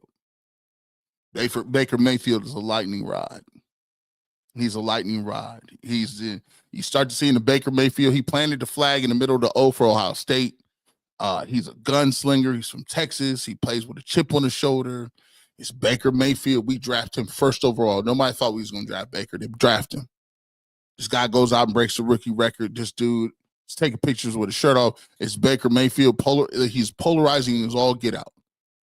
He wins the game against the Jets, and then we on that roller coaster ride. Think about it. Then ups and downs with Baker. Then during that process, we drafted at the time the biggest superstar in the game, Odell Beckham Jr., international superstar. We trade for him in Cleveland. And you got Odell Beckham, you got Jarvis Landry, who are our best friends. Played at LSU, not playing for the Browns, and you still got Baker Mayfield. That was just so volatile. It was just, I mean, every week we went through is it Odell's fault? Is it Baker's fault? What's going on? Was they moving Odell? Are they better without Odell? Are they better? Should Baker be throwing the ball to different people? They trade Odell. Baker's still here. He gets injured. That whole saga. Then it's the saga, and Baker says, I'm never playing for the Browns again. And then we go do the most controversial thing in the game. Deshaun Watson, you know what he cost. You know what he cost. You understand what I don't got to say it no more. The picks, the money, the allegations. We don't. We ain't got to get to that. So here we are now, post Deshaun Watson, and here comes Shadeur Sanders. Oh boy. I mean, when Coach Prime says it, that last name speaks for itself. Flashy, flamboyant, even the wrist sign. Get used to the wrist sign if you hear. That's the rollie, the presidential rollie when I score. He got the mannerisms. You know, he's gonna be polarizing. His dad is gonna talk on certain things. He's already known. He's already a millionaire. He got all the NIL deals. So if you're a Browns fan and you look at our lineage for the last 6 years, for better or worse, we are the epicenter of everything NFL. Now, the question I got for you is, are the Browns fans and media ready for it? Because it's going to come a time, if you do draft Shadeur Sanders, it's going to be a time where he throw for 300 yards and it's going to look crazy. And after he throw for the 300, he might do a celebration. We know how we are with celebration. Don't get all up in it. But then there's going to be some times when he plays bad, takes some sacks, and his dad says somebody wasn't blocking. And boy, are we going to start to get them booing again? Because we boo quarterbacks night and day. I've already said and thrown this out there to a lot of people. Playing football in Cleveland as a quarterback is probably, to me, one of the toughest places to play quarterback ever. And a lot of people keep saying it's New York, it's New York. No, it's not New York. And I'm going to tell you exactly why it's not New York. Because New York has had quarterbacks before. They've had franchise guys. They won Super Bowls. When you're playing for the Cleveland Browns and the beloved Cleveland Browns, and you're playing for the team that Jim Brown paid for, you're playing for the team and the Hall of Fame is right down the street. This is the birthplace of football. When you're playing for that team that has never won a Super Bowl or been to a Super Bowl and has not had a quarterback since Bernie Kosar, everybody looks at you. Everybody. And a lot of people come from other cities and think it's sweet. People come from, I've been playing in big cities before. I played in big games at Ohio State or Alabama or Texas, or I played at another city. No. They don't care nothing about. You think Indianapolis is like here? Come on, man. You think playing for the Miami Dolphins is like playing for the Browns? You think playing for the San Diego Chargers is like playing for the Browns? We're in a division where our siblings, these are our siblings. Like, these ain't like rivalries. These are your siblings. One of your siblings is a twin. That's the Baltimore Ravens. They were you at one point in time almost. They were twins. And you have a shared history.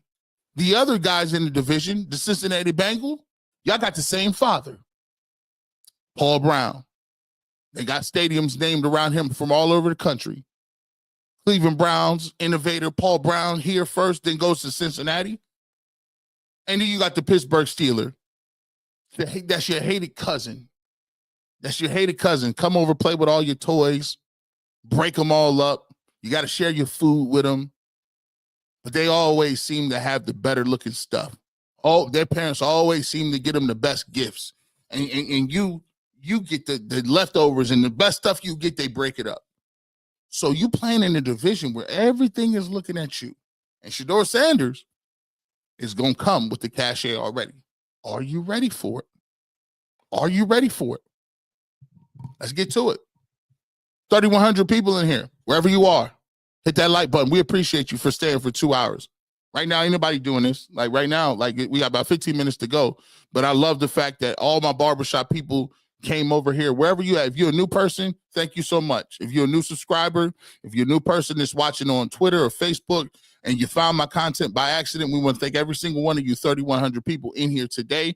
UCSS crowd, what's up? I see you over there. Kool-Aid Mafia, we riding. Shout out to the barbershop day ones, man. We over here again. Listen, and here's the thing. I want to thank each one, 14,000 of you barbershop people. Stay on my channel, and you didn't even desubscribe, even though my content, we don't even have content like that. I want to thank you for that, but we're going to fix that. We got content coming every Saturday as well. Let's get to it.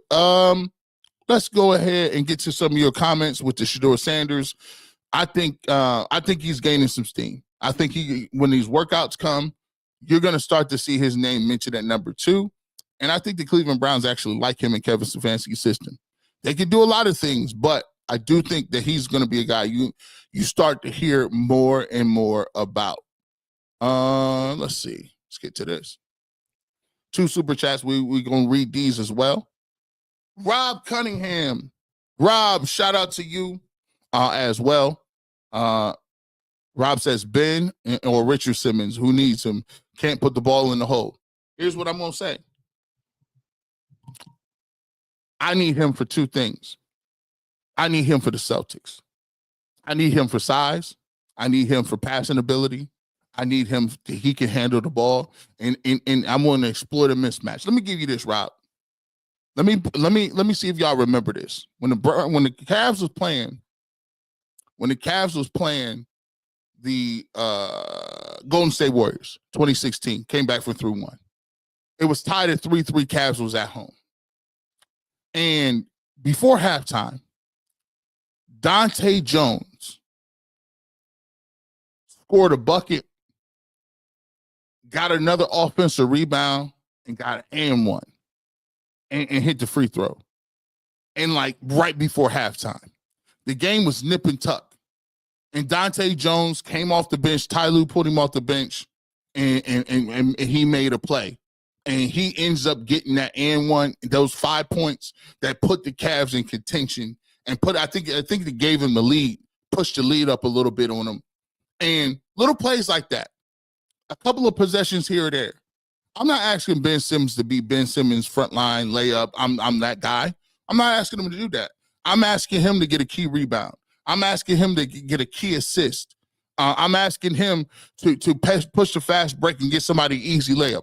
I'm looking for him to contest on a jumper on Jason Tatum, and because he's 6'10", it gives a tougher look to Tatum or Brown. That's all I'm looking. See, we got what we need. See, we're in a different place in life. We're in a different place in life with the Cavs. We're not looking for guys to come in and be major contributors. We just need 1 or 2 possessions. And when it gets down to playoff basketball, and when you need a possession, when you need a rebound, when you need an assist, and you need a bucket, or you need somebody to do something, you got to have specialists. You got to have specialists. And I think Ben Simmons in the right position can be a specialist, can be one. Sapper Daddy, I think he is. This is concerning Ben Simmons. It's just that we are so thin in skill positions. We don't have the infrastructure to support him to be successful. That is, I think you talk about Shadeur Sanders. I think he is. He's just we are so thin in the skill position. I agree.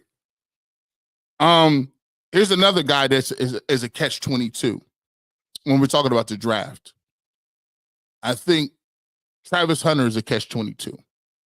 Sean King talked about this on UCSS the other day. Sean King said he's the best player in the draft. However, he's a guy that's quarterback dependent, and he's dependent on a lot of different things. For Travis Hunter to be effective, you need a quarterback to throw him the football. In order for Travis Hunter to be effective, somebody has to throw the football his direction. Now think about it. You can be one of those type dudes, and they just don't look over to Travis Hunter, or they run the football. corner is not a position where you're going to be involved in every single play. And if you can't get him involved because you don't have a quarterback, Travis Hunter loses his novelty. Travis Hunter needs to be with a place where somebody's innovative to get him the football. And with Kevin Stefanski's running pound, ground and pound type thing and play action, I'm not quite sure if they'll use him up to his capabilities. That's the only problem with him. Only problem. We got a new member, Jeffrey Cooper. Shout out to Jeffrey Cooper, who became a new member on UCSS. Thank you so much for becoming a member. We appreciate your content. By the way, if you're into weekend content, this is the place to be. You're going to get some of the stories that you had on Friday. I think I'm the only guy doing it. We doing it right now. We try to be innovators over here. The only guy that's going to give you this weekend content, Barbershop comes 9 to 11, so you guys can wake up to some things that happened yesterday. We can look forward to some things, and we'll be continuing to do it right here on UCSS. We'll be doing it on Barbershop and Facebook and Twitter as well. So you ain't got no excuses. You can find me anywhere. We find me anywhere. Let's get to this. Let me get a couple guys.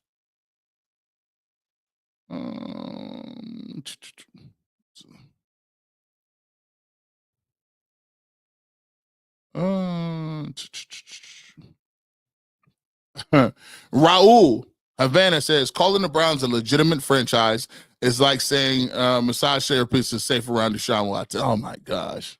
Oh wow. Listen, where's the Tucker? Where's the Tucker? Justin Tucker stuff? I haven't heard too much Justin Tucker stuff. Have you guys heard it all over the news or anything? Or I haven't heard too much about Justin Tucker since the first day. I'm confused. Maybe they're just doing the investigation. Has anybody heard of the investigation going down? The league opening anything? You let me know. Let me know. I'm just asking. Pay J78 says Baker left the best division for the worst and still chokes in the playoffs. He did drop a handoff. How do you drop a handoff, bro? How do you do that? I think Shadeur believes he can turn the Browns around. The question is, Grass and Bass, do you? I think every athlete thinks they can turn something around, but the question is, can you?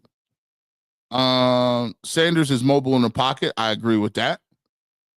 He's not like he's a stick in the mud. All these experts say this is a bad quarterback class. The same people who said Trevor Lawrence was generation. Talk your stuff. Man, I don't know which one this is. No, I'm gonna find this clap button. There it is.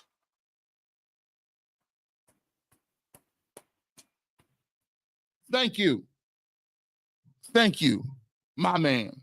Eric, same dudes generate. They had Trevor Lawrence on Perk Plus commercials because he had the long flowing Goldilocks hair with the headband.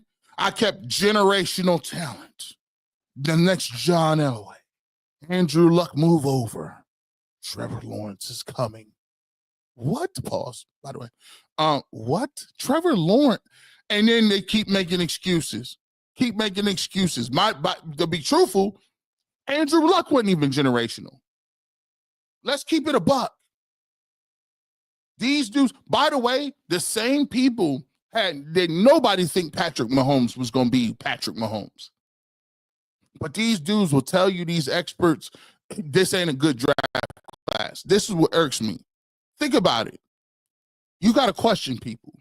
If people say, this ain't you know what? And I had to apologize for people for this. This is how they do you in the game. You'll get to a point where you'll start to be in the industry too long. And then the industry stuff will start wearing off on you. One of the things that start wearing off on me is I stopped watching as much film as I should be watching. Why am I telling you guys that this might not be a great draft class when I got access to the all 22? If I watch the Browns all 22, why can't I watch the college? I had to say, bad job out of yourself, G. Bush. What are you doing? Make your own. Everybody can fall victim to that sort of thinking, that echo chamber thinking. I had to start getting into the lab and be like, what is these dudes talking about? Why is this guy? Why you think this guy is bad and this guy's good? And this thought process that there's no good quarterback, it's a lie, is laziness. When you start to hear people say that, especially local guys, this is why you don't got to show G. Bush. You can't keep talking about these folks. You got to see these guys at the cookout. When you start acting, when them folks start acting like that, ask them, have you seen the film?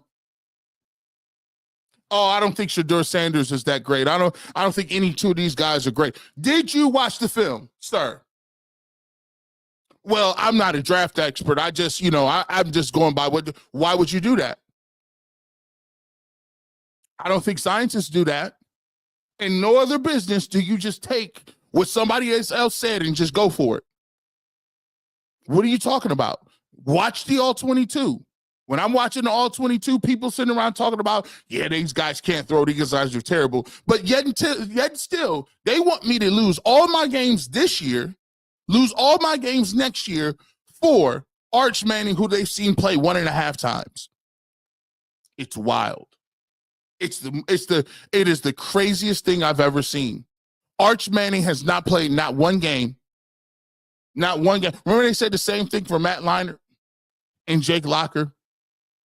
Oh, those guys coming out next year are going to be the guys. It's not that way. And by the way, if Arch Manning is that good and you don't have the number 1 pick and you have the 2, 3, 4, 5, 10, 30th pick, if he is like his uncle, Peyton, then guess what?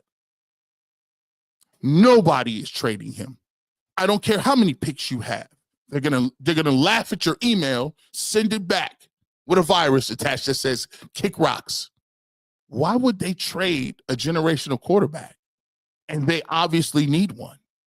But we neglect all that. We just neglect it. It's just, whatever, because we just keep saying that the better quarterback classes next year. What if you're drafting 12th? What if you're drafted 15th? You think somebody's going to give up a franchise quarterback so you can move up? You deal with what's in front of you today, not about the grandiose nature of next year's draft classes. You think that's half the reason Myles Garrett and them boys don't want to play around with y'all. They want to get up out of here. No one cares about your thought process on Arch Manning. You're losing because you want Myles Garrett to hang around because you think Arch Manning is good. And he ain't played one down in Texas. It's wild to me. But we got people that would, and they're like, I know. We got people that will say that. And I'm like, look, so that's always the thing. That's how you deal with that talking point. I don't think these guys are good. All right, well, how many game tapes did you watch of them? I'm just chilling. Let's talk about people in Shadeur Sanders. No Days Off. I always loved his nickname. No Days Off. I always loved your joint. I'm really salty that I did not have that creativity when I created my screen name. Sanders did not make others around him look and play better. He did it at Jackson and Colorado. Yeah, I'll get us to Shadeur Sanders. Ain't nobody ever came from the HBCU and came directly to a Power 5 conference school and threw 4,000 yards back to back. He came with his luggage, his dad, Jimmy Horn, and Travis Hunter. That's all they had on offense. No linemen, none of that. Not only did he do that, he was up for the Heisman. Not only he looked like, come on, that's from an HBCU. That's like Division II, Division III. Come on now. He did it at a high level. Take live calls, Mel L. Here's the thing about taking live calls. So, the reality about live calls is technology kills you. So if you take live calls, you're at the mercy of somebody's internet, phone line, or whatever. 2, in our day of trolling is at an all-time high. So somebody can get on here and say anything they want, and I can't dump it.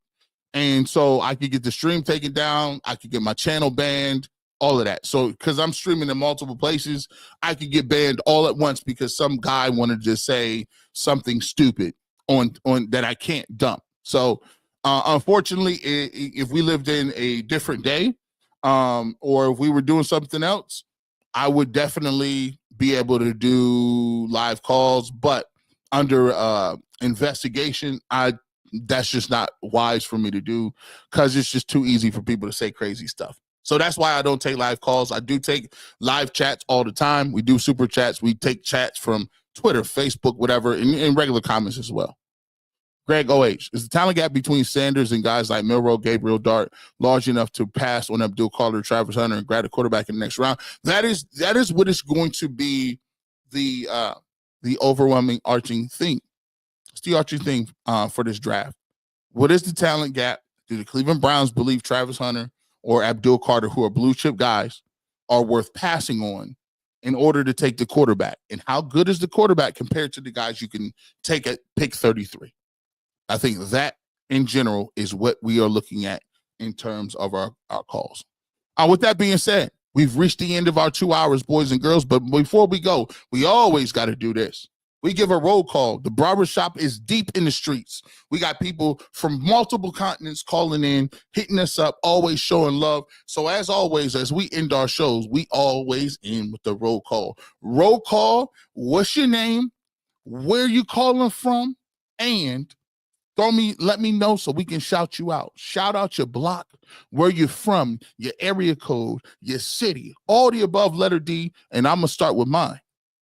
G. Bush, leader of the Kool-Aid Mafia, general and architect of Project Stockpile.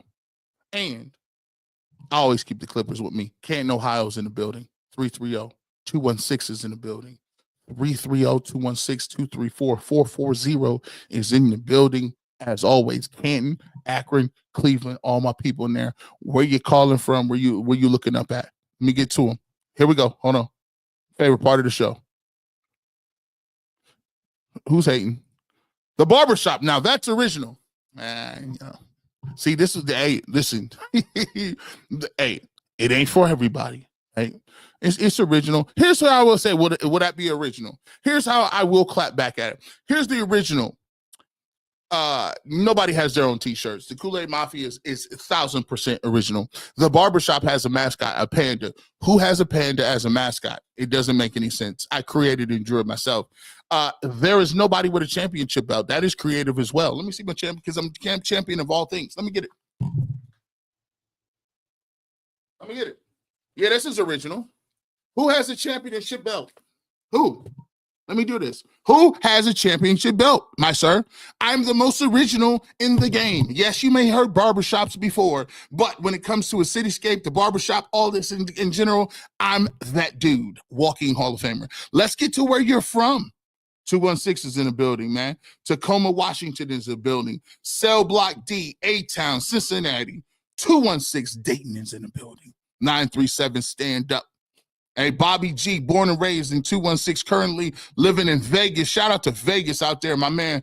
All the people in Vegas in the cigar lounge, my man Sean King as well. Smitty, South Carolina, you know what it is. Bedford's in the building. Let's see. West Side, Cleveland, Columbus, Ohio, 317. North Royalty. What we got? San Antonio, Texas. Cleveland, 216-111 in the building. Hey, man, fan of the Kool-Aid Mafia, 440 Berea, Ohio. You know what we doing over here. And we Charlotte, Ohio, man. Charlotte, North Carolina, sorry.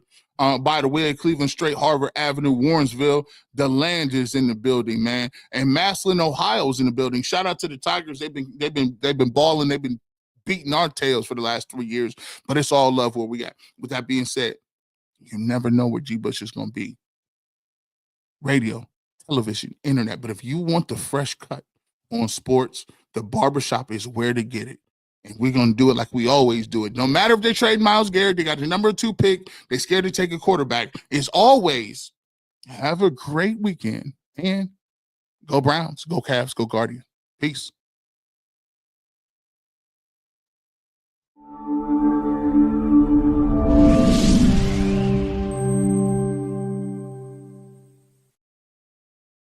Quality, service, atmosphere. You're next in the chair. Feel at home in the barbershop. G. Bush offers a fresh cut on sports. The barbershop isn't just grooming for guys. It's culture. It's lifestyle. It's sports. And it's now the barbershop is giving the sports scene a sheer shave and shine. Join the makeover now. Follow Garrett Bush at GBush91 on Twitter.